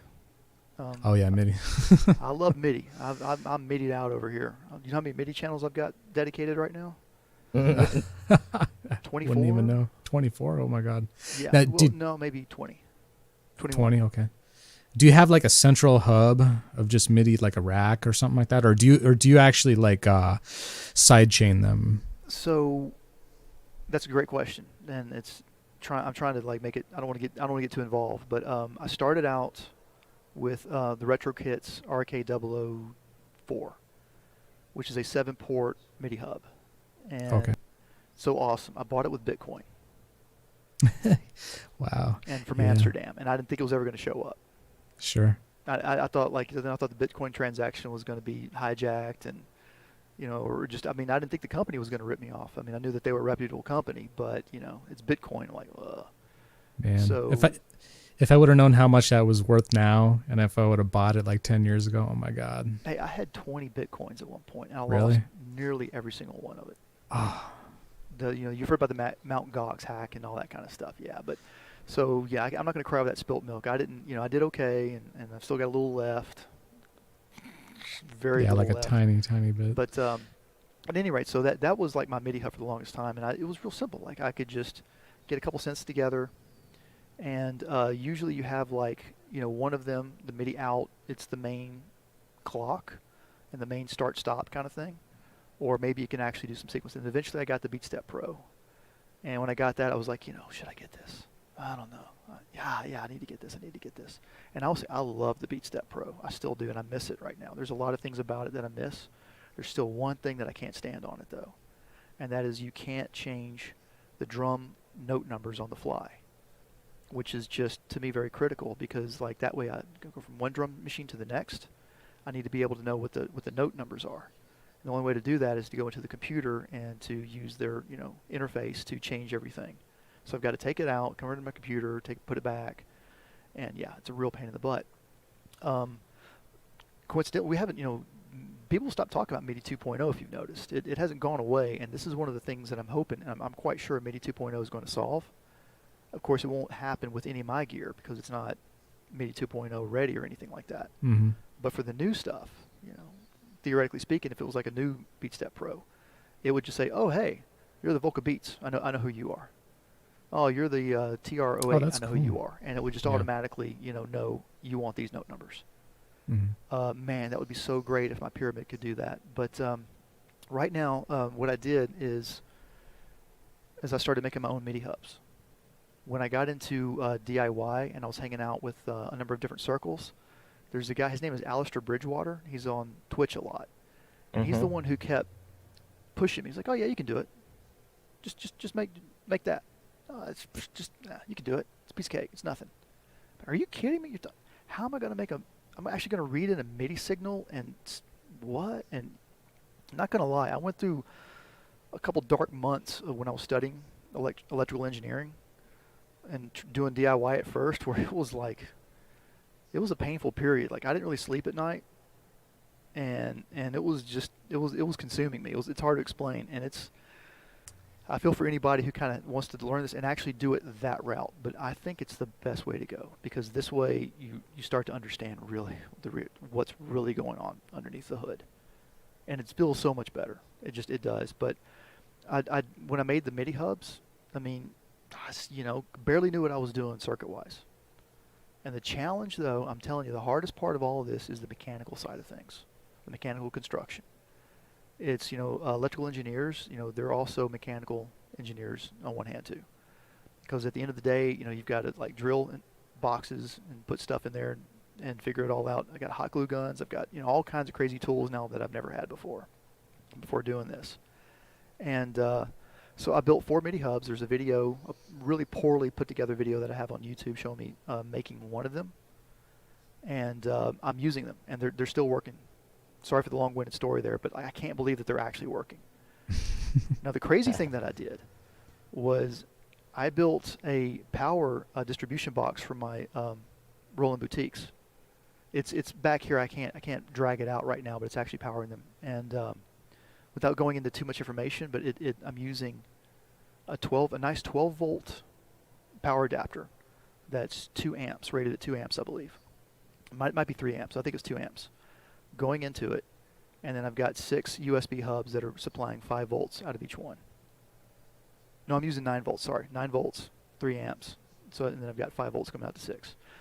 The whole thing cost me maybe about $10 to put together. What is the price of 6 Volcas, including the discontinued TR09?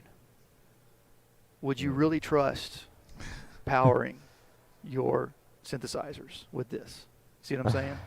Sure. It's kind of scary, but it works. It works. It hasn't caught on fire. The sucker gets hot, so I have to remove the top off the lid off of the enclosure, and just make sure that it has air. And it's fine. But then I bought another RK004 MIDI hub. So I have 2 RK004 MIDI hubs.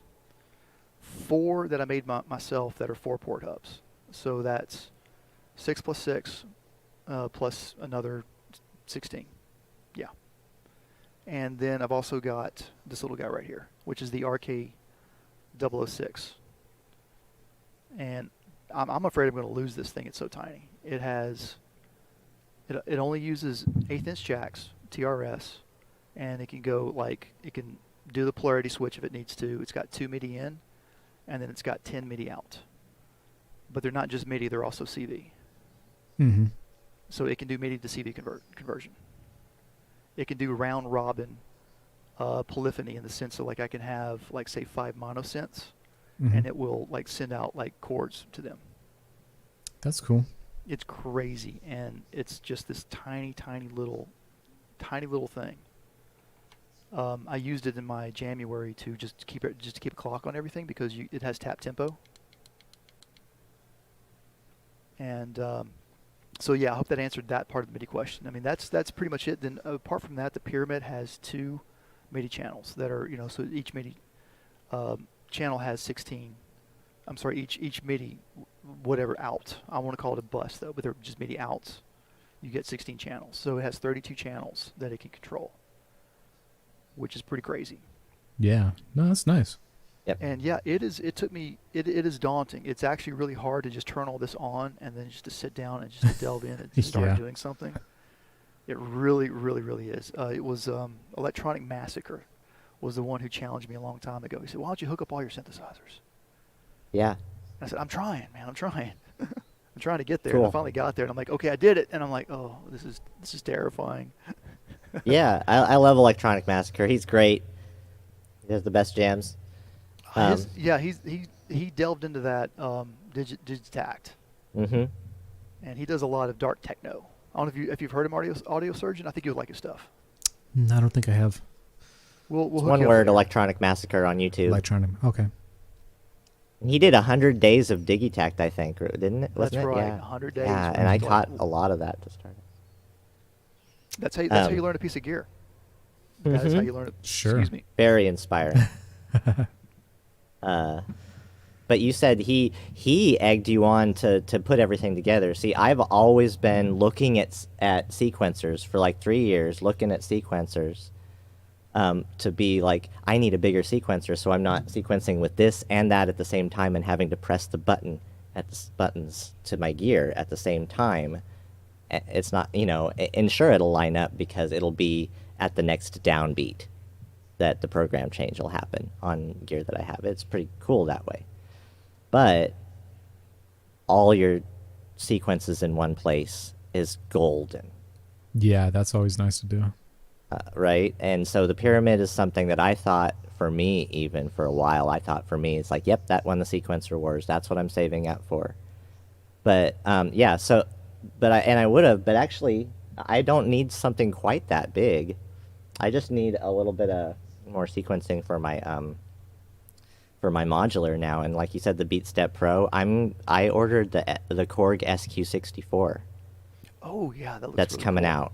It's supposed to have shipped around. Well, it depends on which store you ask when it was supposed to have shipped, whether it was January 6th or some other time. But there's no information from Korg except early into 2021. I guess okay. still, but it was supposed to be January. Yeah, People were Korg saying. products always get kind of like back ordered for some reason. I know when I bought my monologue, it took me like almost 4 months to get. Like, I guess the popularity of a lot of Korg products, people really dig it, I guess. I like Korg. I really Yeah. do.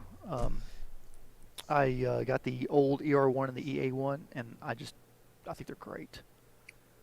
Yeah, my top two is Moog and Korg. Those are my two favorites so far. Like any Moog product, pretty much, and then Korg. There was a couple of new ones they came out with, some digital synthesizers. It looks cool. It's like, I think it's Operator 6 or something like that. Oh, the Op6, yes. Yeah, that thing looks pretty cool. There's also the Twisted Electrons Mega FM, but I like Twisted Electrons. They're more of a like smaller kind of boutique company. They're not Korg. You know what I'm saying? Like Korg has a huge research team, and they got huge facilities and departments. So when they design a synthesizer and they do testing on it, they make sure that it meets certain things. And I have the AY3, which is an interesting little synthesizer. It's the other thing that's kind of like the SID chip, which I can't think. It was the 6502. Is that what it is? Whatever it is, but the infamous SID chip. Yeah. Mm-hmm. And the AY3 uses, I'm already forgetting the numbers, AY3 619, whatever it is, was another very similar to the SID chip, but it lacked one thing. And that is, I learned this. A lot of people don't realize this about the SID chip. What makes the SID chip so special is it had analog filters. Think about that for a second. So everybody's was a little different, right? Mm-hmm.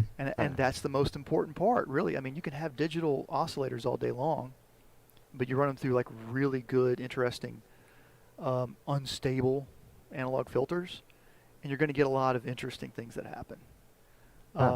So the AY3, however, doesn't have the analog filter, so it is very digital sounding, but it's just as beefy as a SID chip, and it's capable of doing a lot of those kind of bit crushing kind of noises as well. But it's a really unruly, wild synthesizer. It is the hardest synthesizer I've ever had to try to figure out how to use. I mean, Yeah. it's tiny. It's like this big, and it's Oh, just like really? a couple Wow. buttons on the front. I would move my camera, but I don't want to, shake things up or anything. Sure. Maybe we can. Think I can give it a shot? Let me do this real quick. There's the Sure, why Lyra. not? Oh, I love the Lyra. But back here, hiding in the corner. Now the wire to the USB cable here for this camera is about to knock my pocket operator off the table. That's the AY3. Yeah, it's got that little grid there. Yeah, which is really hard to use. And Perfect Circuit, I love them to death, man. They are marketing geniuses. They marketed the synthesizer as a stereo output. Mm-hmm. It does not have a stereo output. There's 2 chips inside of it. One chip gets one output, the other chip gets the other output. Oh, okay. So if you go stereo spread, you're going to get like different sounding instruments, hard pan left and right. It's gonna sound weird. It's not going to sound good at all. Yeah. So, again, like if you don't have a mixer for synthesizer, number one, you have to have a good MIDI controller. You have to have a good mixer to use for a synthesizer like this. It doesn't have an on-off switch. And it gets MIDI note off like events that get stuck sometimes.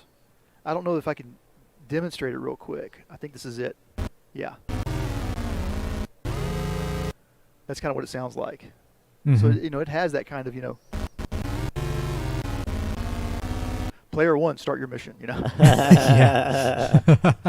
And if I run a sequence on it, I wish I had one set up, and then if I change the MIDI track from it and cause a note off event to not hit it, so it has a stuck note, it will not. I mean, the pyramid, however, has you know about all notes off in MIDI, yes? So a lot of devices, like if you hit stop twice, it will send an all notes off. Okay. The pyramid has it all notes. We really mean it off. If you hit it 3 times, it's like it just, and it works. It's the only. It actually works. I don't know what they did. I need to look into that. You can get like a MIDI analyzer and see what the actual messages that are being sent are. Mm-hmm. I don't have one. I don't know. Probably cost $500. I'm not going to get one. I don't know. I never knew about that. So there's a MIDI panic button in some things? Yes. Okay, yeah. Try hitting stop twice. It may have it, may not. Yeah, I noticed. The BeatStep Pro has it, I think. Or you might. There's also shift play. If you know about that one. A lot of ones like if you're, it will. I'm going by memory now. It's been so long since I used the BeatStep Pro, but it's kind of like it'll restart the pattern is what it does. So you can. What I used to do when I would do what Dan Kushner calls edge sequencing, where you put the sequence on the chord sample, and then you use MIDI just to start and stop it, and then you can change you can do program and change by just changing patterns on it.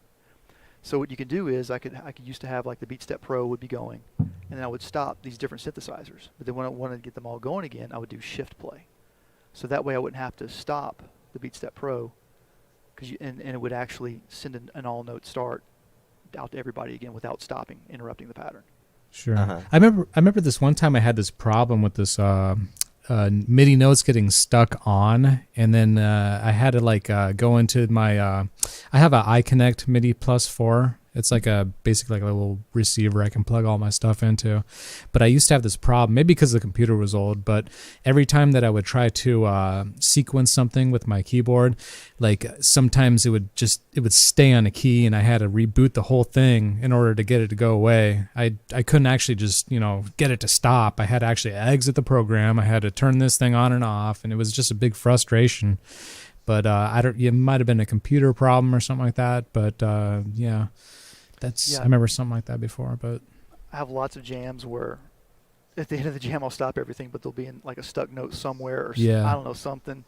I did something. I was just master fader volume down. Yeah. Is that kind of why hubs, MIDI hubs, talk about filtering, about that they have MIDI filtering to fix mistakes about signals crossing or being doubled up between? No. I don't believe so. What I believe what you're talking about is being able to filter out MIDI messages. Yeah. So meaning filter out MIDI messages. So great example. When I use the pyramid, and I have 2 different MIDI channels here, A and B. I was having B set up to where when I hit play on the sequencer, it would send MIDI start event to any synthesizer, Omni in a sense. So like the DO5 would start playing, its sequencer would just start playing, and I had it turned off for all of my other stuff. Well, now I would like to have it so MIDI filtering so that the only thing it would turn on would just be the TR-09. There's a reason. Right. I'll explain in a second if you want to know. There's a method behind my madness for that. But the point that I'm trying to get at is that it's all or none. So right now, in order for me to have this sequencer start the TR-9's sequencer, it's going to send MIDI start to all the other synthesizers too, and they're going to start playing too. And so what I've had to do is, like, what you do is you set pattern number 1 to be blank. And so that way it starts, you don't worry about it. You just let it play, and it's not going to do anything. So now when I hit play, and I said, well, hang on. Now, I don't want to do that. I want to potentially blast it. Hang on a second. Yeah. That's what I'm talking about. Like That's good. Yeah, that's just like Not that whatever loud to us. No, yeah, it's pretty quiet. Well, I turned the master volume down to make sure that it wasn't too crazy. Yeah. But yeah. So MIDI filtering, what that would do is that would allow me to filter out all that stuff and only trigger and only target certain synthesizers. And that gets tricky. That gets real tricky. MIDI merging. That's part of MIDI merging. Yeah. MIDI merging That's is the the point where difficult I just gave up.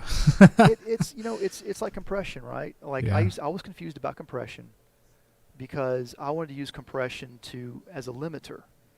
So what I was wanting to do was compress so I could get louder, not realizing that, oh, well, no, yeah, you do compression and then you amplify. Right. It's sort of like this assumed that you're going to do that, and nobody ever talks about it. So in that kind of regard, like MIDI merging, it's like, wait, it's really not that complicated. It's just, simply speaking, if you want to have multiple MIDI ins, they're going to collide. And so what you have to do is you have to have a more sophisticated setup, and these boxes usually have, like, sophisticated interface that you can access through your computer, where you can say, like, okay, anything coming from here, send it to that. Anything coming from there, send it to that. And that's a lot of hard work. Yeah. When I was messing with some programs too with my MIDI sequencing and stuff like that, I had to actually get a registry like a key that would disable MIDI time stamping or something like that, because if for some reason that was enabled, that kept giving me those stuck notes, or it would give me issues where for some reason something wouldn't play right, or it wouldn't start, or sometimes, like I said, I had to restart the whole program in order to get to come back. So I guess Native Instruments recommended it to me. They said there's like a little registry key if you have that problem, I guess. And it actually fixed the whole problem. It was just like a disabled key for it or something. Whatever MIDI time stamping really is. I really don't even understand it myself, but that I'm completely clueless about any of that. Yeah. There's a MIDI clock, and that could be considered. So they had something that interfered with the MIDI clock because it got That's used. Okay. Then that would, There's also something called world clock that used to be used, and there's all sorts of other clocking formats that have been used along with PC, I think, in the past. And I don't know too much about it. You want to know what a clock is? It's just a square wave. Yeah. It's just a square wave. Yeah. With hopefully, I mean, it kind of depends. Like, a lot of times, really all you need is like a 10% duty cycle, because you just need the spike. Sure. But it's just a square wave. Yeah, it's I've amazing how definitely used it simple for it that. is. Yeah. Well, yeah, it's crazy. It's when I got into the DIY stuff, I was just going to make some cables. I bought a spool of audio cable, of TRS audio cable, and I figured, okay, I'll just make my own cables. And because I did that in the 90s some, and it was kind of fun. I put together like a little cable tester box, which I no longer have, but I didn't know how it worked. I could not understand, and my teacher wanted me to learn, but I just had this horrible mental block in trying to understand electricity because I could not qualify what voltage and current was. And that's very important in my opinion. And a lot of people still don't understand, like, case in point, when do you need current, when do you need voltage? And of course, one of the things I kept asking was, why is it called a voltage controlled oscillator or filter or amplifier? It's not called a current controlled. And there's a real simple answer to that I've discovered, and I think I can explain it. People understand.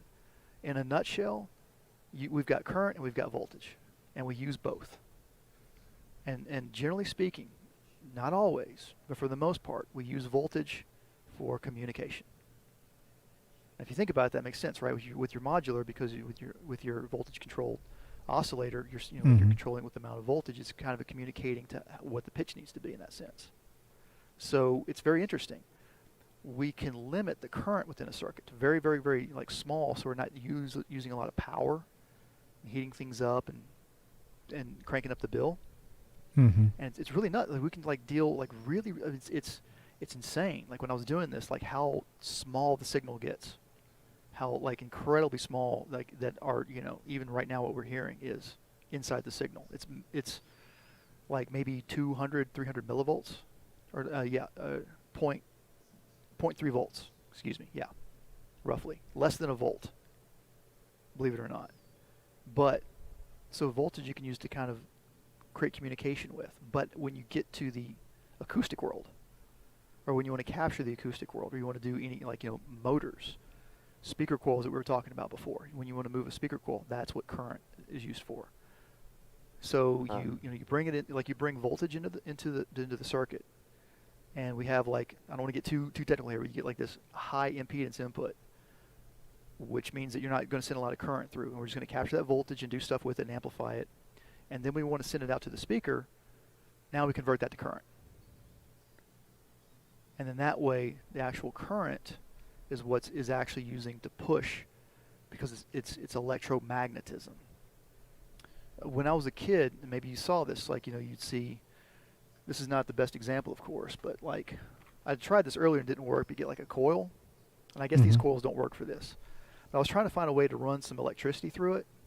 Of course, the first thing I did is I just carefully, like, attached a power to both leads, and it immediately, you know, sucked the power dry because it's a short. I kind of figured that it would, so I just tapped it.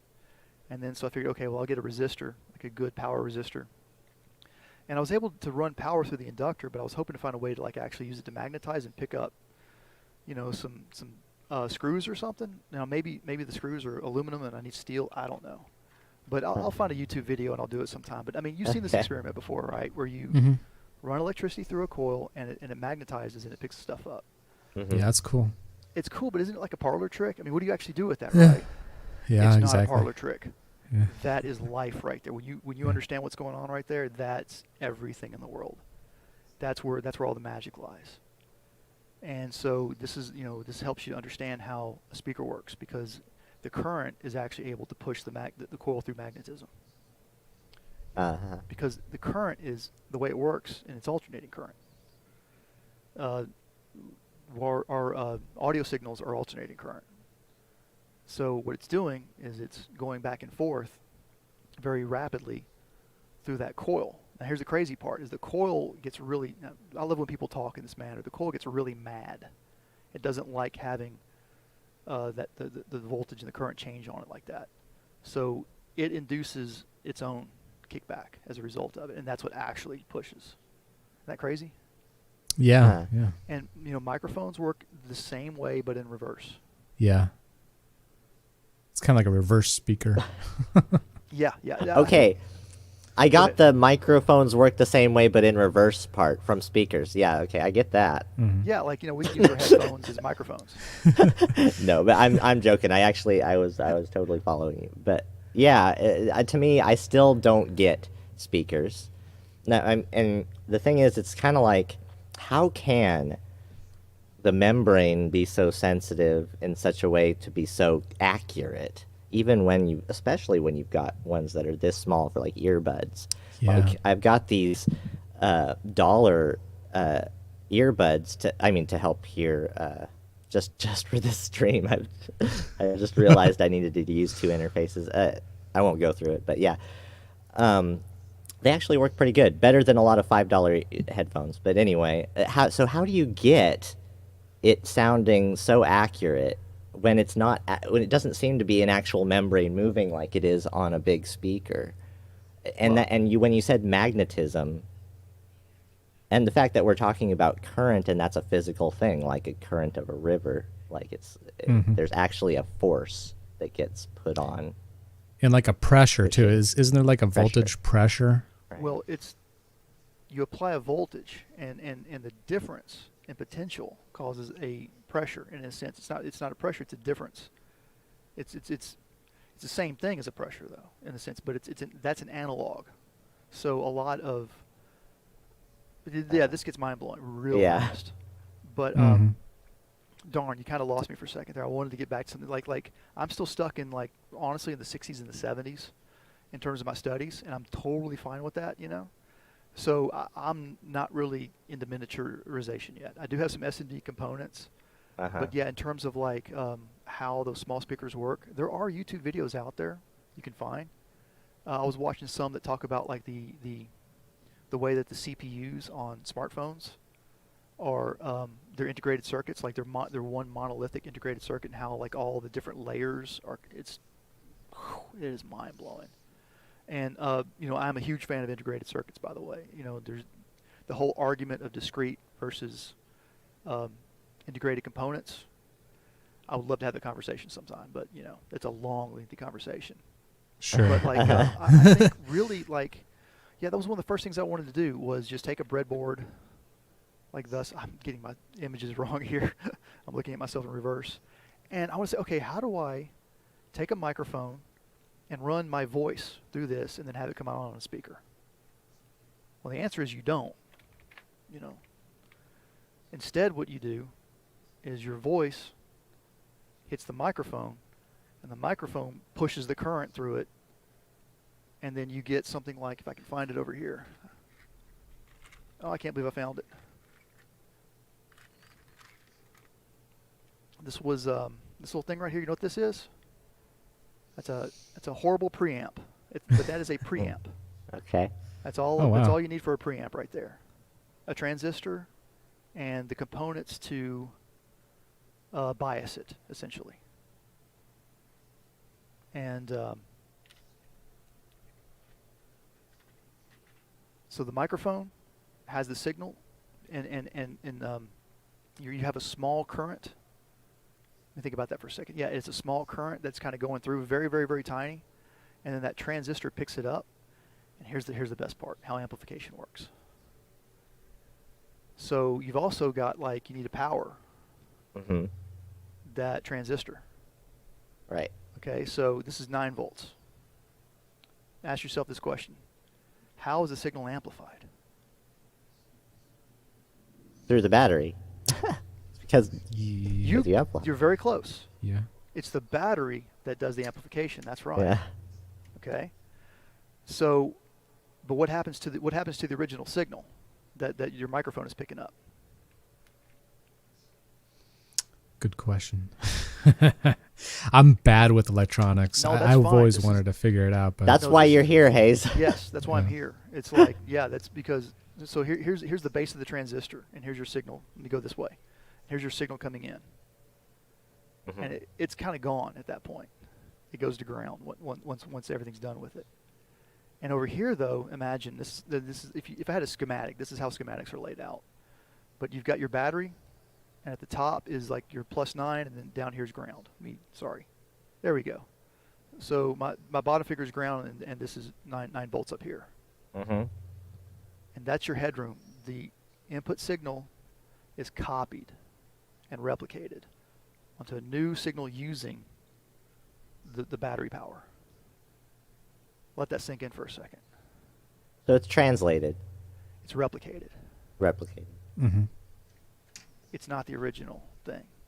sure. It doesn't matter though. See, this is the best part. It sounds like it, don't it? It Yeah, does. yeah. It works. That's the magic. That's Oh, the yeah. magic. That's the magic. But the important part is that it is a replica. And get this. So guess how many transistors, by the time you go through so many different things, you get replicated, that signal gets replicated over and over and over and over again. But the good news is that, the electron, you can hear it with your own ears. And that's, at the end of the day, that's all that matters. Yeah, true. Yep. Audio engineers, by and large, are not electrical engineers because they specialize in audio frequencies. The really good ones, though, learn electronics along the way. And more importantly, what I think a lot of people don't really understand is, electrical engineers, I could grab an electrical engineer and I could teach them mixing, and in a month they would be a professional mixing engineer, no problem. they would Yeah. understand everything. Like, Sure. I mean, like, oh, they know decibels. They understand high pass filters and low pass filters. All of this stuff is all over everything in electronics. It's everywhere. I mean, Cool. it's crazy. What was it? I can't remember. There was something. I can't remember what it was, but there was like an input for whatever it was, but maybe a keyboard, or it wasn't a keyboard, but something like that. Like, clacking in an input and then using a low pass filter on it to prevent stray interference. Mm-hmm. I mean, this stuff is just it's everywhere, is what I've discovered. So like, it's pushed me into other realms outside of synthesizers, which is kind of why I got into guitar pedals. Guitar pedals are much simpler circuits than synthesizers. Oh yeah. They can get really complicated, though, of course, especially when Sure. you get into DSP. But it was just a nice, kind of diversion, because I want to really start. I want to make synthesizers. I really do. Oh yeah. That's Mhm. probably like a whole new thing though. Like it's I'm sure they're really complicated working with all that circuitry and stuff, no? They're not, but it's No? still a lot of hard work. Yeah, I imagine. The mechanical construction. Oh my God, building a keybed itself. Sure. Oh yeah, I don't know that I'll ever get to that level. Tell you the truth. Uh-huh. I mean, most people that do circuits don't kind of do that stuff anyways. Like the people that make the keybeds. That's are a different specialized. thing. It is, but it's all part of the same thing. It's like, you know what I mean? It really is, especially when you get into DIY and with Oh, 3D yeah. printing Yeah. that's coming out and everything. I don't want to, real quick, and let me, if you ask some questions, by the way, I don't want, like, if you have any questions about what I just told you, please ask away. But there's somebody that I follow on Twitch. His name is Notes and Volts. He goes by Notes and Volts. His name is Dave. He's up in Canada. And it's just great to watch him. I've learned so much from watching his channel. He does a lot of Arduino and teensy stuff. So he'll build synthesizers doing that. And what he's been doing lately is, what I need to get into is PCB manufacturing and designing my PCBs with CAD software. And then you can send it into a facility in China and then have your boards printed and sent back to you and just solder away. And you can actually build kits and sell kits to people to put together that way. But first I have to learn CAD.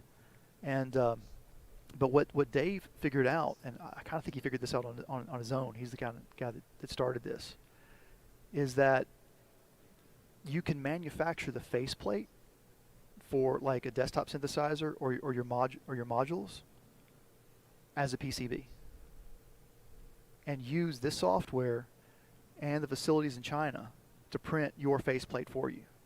So you can design all the graphics with the CAD software, and have your indicators for your knobs all perfectly lined up and everything. And it's a solid piece of that PCB, whatever that material is, I can't think of right now. And it looks professional. It looks wonderful. Because that's what really, I'm trying to sell some pedals right now that I've built, and my issue that I'm having trouble with is the clear coat that I've put on the pedals gets blemished and marred up. When I try to pack it in to ship it off. So I mean, I'm trying to like test to make sure, because I don't want to sell somebody a pedal and have it show up to them and it's not what they saw. It's all scratched or something. Yeah. It's or it doesn't work. Excuse me. That's Sure. You're gonna have to find out what other people have used. Yeah. Instead. It's been hard. It's probably a slow slow process, huh? Yeah, I've Just been kind doing of figuring out every little thing. I've been spray painting a lot out in the garage. I've been actually watching channels on YouTube on how to spray paint. Yeah. Like You never know. There's always something to learn on automotive YouTube. I detail. mean, That's right. And there's it's great channels. it's endless. Well, that's great, and I appreciate you going on and teaching me, not only teaching and telling in a pretty simple way, in ways that I can at least somewhat understand, and like kind of spurring me on that way, because I've always had a sort of inclination, although I don't feel like I have time in my life. This is so hobby to me right now. This whole all the details of what you do in a studio or what routes you could go. But from the beginning, I looked at synths and thought, all right, well, if I can't afford this 5U synthesizers.com system, well, I looked right away into, all right, well, how can I make one? And then it's just like, well, you start out with either MIDI controllers, making a MIDI controller, because that doesn't involve much but the UI part, or you start out making fuzz pedals, or things like that, and go that route. But I already had an idea of like the perfect studio and how I would design it based on like the channels would go like this and like that and would all have knobs here and I'd have the sliders here. And so I really feel like, ideal is like you could have like whatever you want and make it yourself. But it's so hard. It takes so much effort and so much time, and I really admire anybody who's actually doing it. I think you've got a lot of talent in designing interfaces. I think you proved it. I think Novation should send you a check. Well, Yeah. You designed that one. Was it Novation or? Yeah, Novation. Yeah. Yeah. Well, yeah, no, I actually, well, along those lines, yeah, they totally came out with like just like I thought, and really it is because it's what I came up with is not so much my idea as like it really was like the thing that they were like hadn't done yet, but it was like the missing thing. It really was, and I bet like everyone out there was kind of like has been waiting for it, like for a new circuit, a circuit 2 or something like that, and they finally did it. But the only difference was that I like sliders for a drum machine in idea, right? But I don't know if you want to talk about that, but like that's a tangent maybe, but like that's something I think about a lot. Is just like, all right, when we're playing, it's like mute groups are great, so why not just be okay with mute groups? Except for maybe one you might go up and down, and why not with a knob? I don't know. Sorry, maybe I'm rethinking that. Sorry about that. Can you repeat that question? Like my connection just went weird. Yeah, I noticed that. Sorry. No, I'm just talking about for a drum machine, sliders. Like sliders on a drum machine. I kind of like my ideal for a drum machine would be one that had sliders on it. So I'm kind of wondering about TR6S or the new Circuit Rhythm when it comes out, which won't have sliders like my diagram had. But otherwise you sample into it. It's it's the circuit, and I know it very well, and it's a really good sequencer, cool way to work. So it might be a good drum machine. So I'm kind of thrown into gas confusion again with that. Yeah. Well, I'm not gassed out for synthesizers right now because I have no room for anything. Sure. There's just no room. I've got more. Are you sure though? Because I've thought that about you. Like no, I've still got the Volcas down. Yeah, the Volcas down here. Where are they going to fit? And I've got the VC340 upstairs. Guess who I bought that from? Pure Ambient Drone. I got a VC340. Yeah. It went to a good home, I like to say. yeah. But that, oh my gosh. Okay. I don't mean to be mean. I guarantee you, he played it, made one video, boxed it, and said, "I don't like this thing. Get rid of this thing." and I get it. I understand where he's coming from. That is a one-trick pony synthesizer. Mm-hmm. And if you don't, that's what you get. The Strike Fet is far more expressive than the far more. Well, yeah. I was just looking at the Strike Fet, like seriously looking at it, because like, oh yeah. Hey, if you can get one for $200, that's a deal. In my opinion. I paid $400 for mine. And that was a running joke with Dan that I had with Dan Kushner a long time ago. Was that like I would look on Reverb and I would see somebody selling their Strike Fet for like $175 or $180. I'm like, oh my god! I would just like my heart would drop out knowing what I paid for it. Well, people talk a little crap about it, it's an old organ sounds and stuff like that. Hey, I could possibly, if y'all want, I could demonstrate a bug that nobody has demonstrated on the Strike Fet yet. Oh no, I've been watching the videos. I know, but yeah, you can totally demonstrate. That'd be great. Actually, I do have the video on my YouTube channel, but it's unlisted because I didn't want to really, And now at this point, it's kind of like, if I can do it, it's going to be a bit of a work. But I do want to show y'all something as well. I think this. Ooh, I hate when they do that. Yeah. So here we see the power, 9 to 12 volts DC, but we don't see the polarity. It's probably okay to put in the wrong polarity in this thing. It probably will be okay. I don't want to test that right now necessarily on camera and like do something stupid. Oh, no pressure. No, okay, I see what I can do here. I can just use the sampler. So now all I need to do is find a MIDI cable. Yeah. This actually, unfortunately, may be really, really hard for me to do because, yeah, maybe not. You're just going to have to trust me on this. So maybe next time I'll demonstrate it for you if I can get this ready. But, okay, first of all, the StrikeFed is a digital synthesizer. It is an unabashedly digital synthesizer. And I still think it sounds ethereal to me. It sounds ambiently ethereal. Mm-hmm. Not analog, not digital. It just sounds dreamy and heavenly. That's the way I look at it. I just like the modulation, just Yeah, how it goes back and forth. You know what? It stands. You could stand to use a compressor with this thing if you want to go hog wild with it, because when you do morph from some of the sounds, the volume level, it's kind of very noticeable. Ah, It can yeah. kinda be, a little distracting. So the ChordBot. Let me go ahead and unplug this thing. The ChordBot is a really hard to use MIDI controller for what it's worth, but because it's got a lot of features in it, but I love this thing. So what it has is a chord spread, which is this encoder here, and you'll see Oh, on the screen it'll cool. show you. So you can change the amount of notes in the chord, That's nice. and also with our arpeggiators. So I started I would hit all my synthesizers as hard as I could, and the StrikeFet can't handle it. And I thought that I thought my StrikeFet was broken at that point, because one time when I did a video on YouTube 3 years ago or whatever, and I was taking the camera down, and I dropped the camera on top of the StrikeFet. If I sell the StrikeFet, you didn't hear that.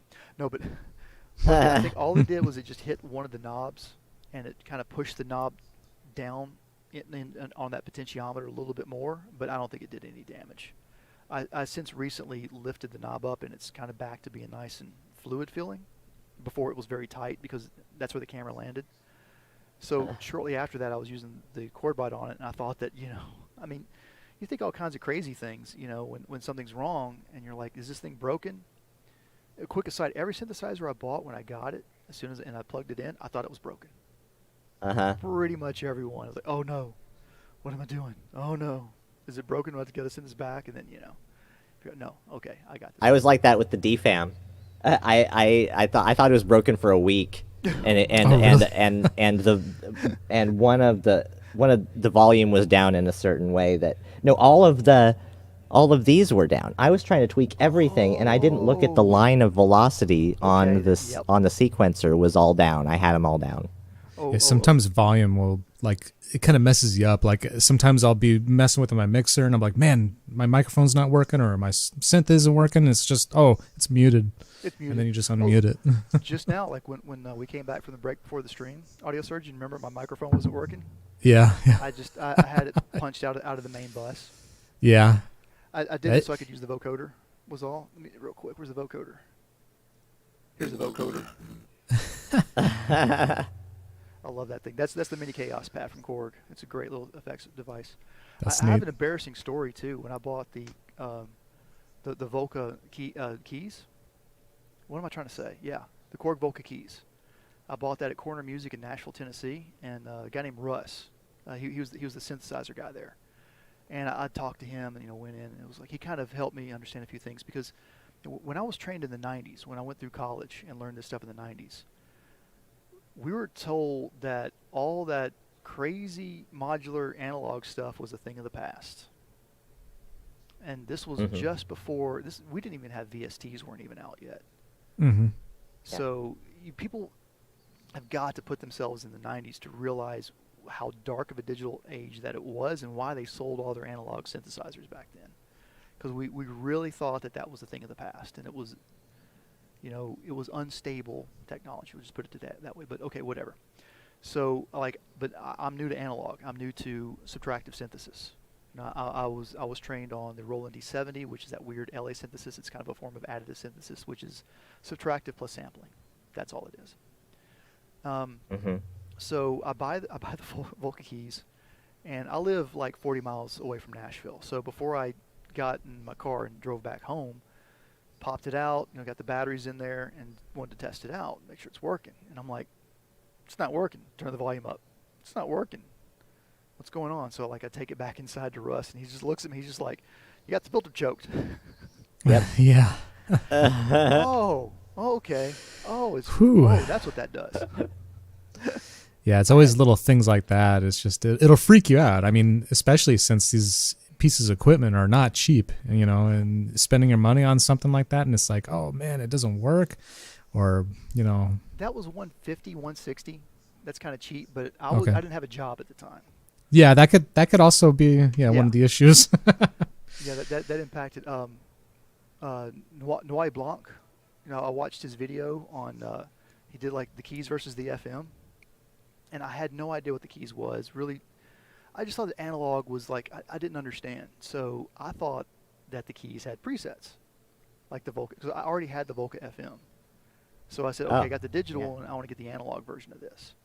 I'm like, where are the presets? And yeah, I mean, that was a brand new thing to me, and that was just 2017, I think. Yeah, so the Korg, the FM, that would work great as a sound module then, huh? It does. The FM is great because its downfall is it's only 4-note polyphony, but if you're doing techno, that kind of stuff, and really, if you got some serious reverb on it, 4 notes is enough, I think, with the right. Well, I do 4-note. I can't think of how many times I do 5-note chords in particular, and really have to do that. I don't know. With the chord bot, I've stacked chords on top of chords. That's but cool. I don't know theory like that at all. I never in a million. It's like cheating to the nth degree. So it's like that's kind of cool. That's like Rick Beato stuff. But like again, the key is like, okay, you're here. Now where do you go? And that's the kind of songwriting that I would eventually like to get into. I listen to a lot of classical and a lot of jazz for what it's worth. I'm way into techno and whatnot, but man, I love classical and jazz. So I really like to pull all of that in. But I got off the beaten path there. Sorry. No, I do too. I a lot. Yeah, I'm a jazz guy. I can't play jazz. Man, oh man, that was like drums as a drummer.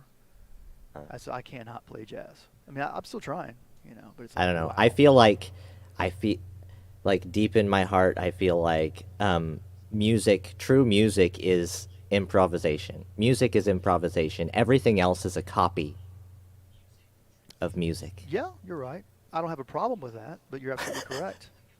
It's if you want to do something new, then that's how you do it. If you just want to entertain people, it's okay to just copy someone else. That's the way I look at it. Huh. We need Yeah. both. We need we need trailblazers and innovators, and we also need just I don't know how to say it. Just people who just want to entertain people. Sure.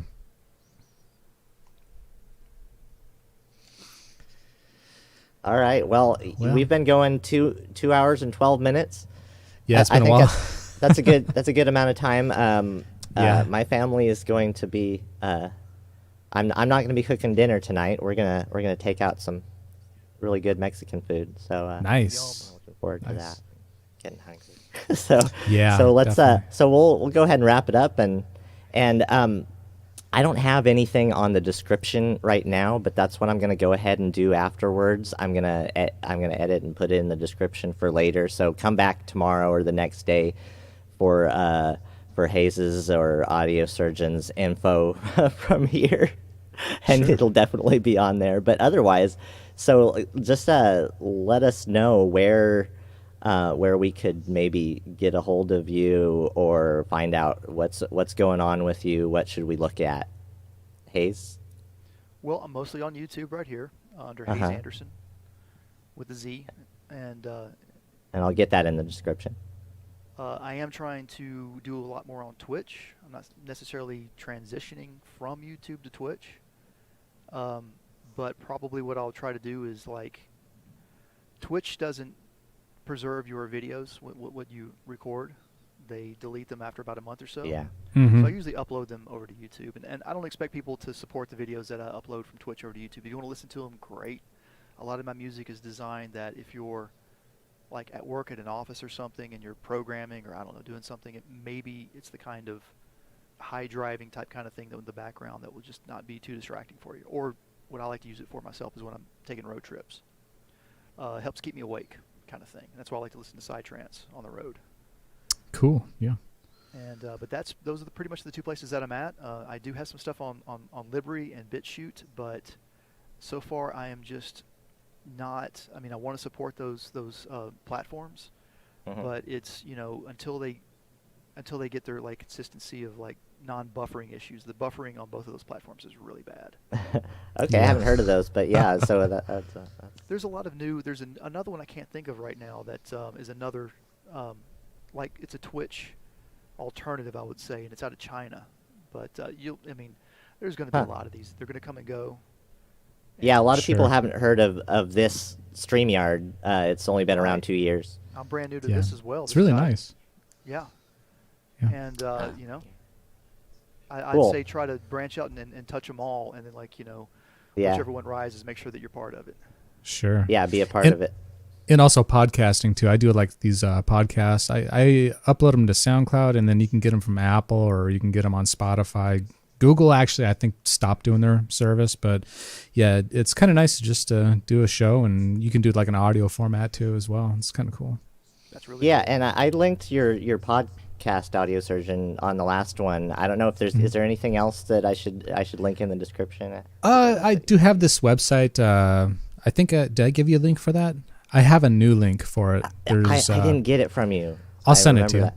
Yeah, okay, thank you. That would be awesome. Yeah. Hey, do you mind if I play us out? Not at all. That's great. All right. So thanks everybody for coming.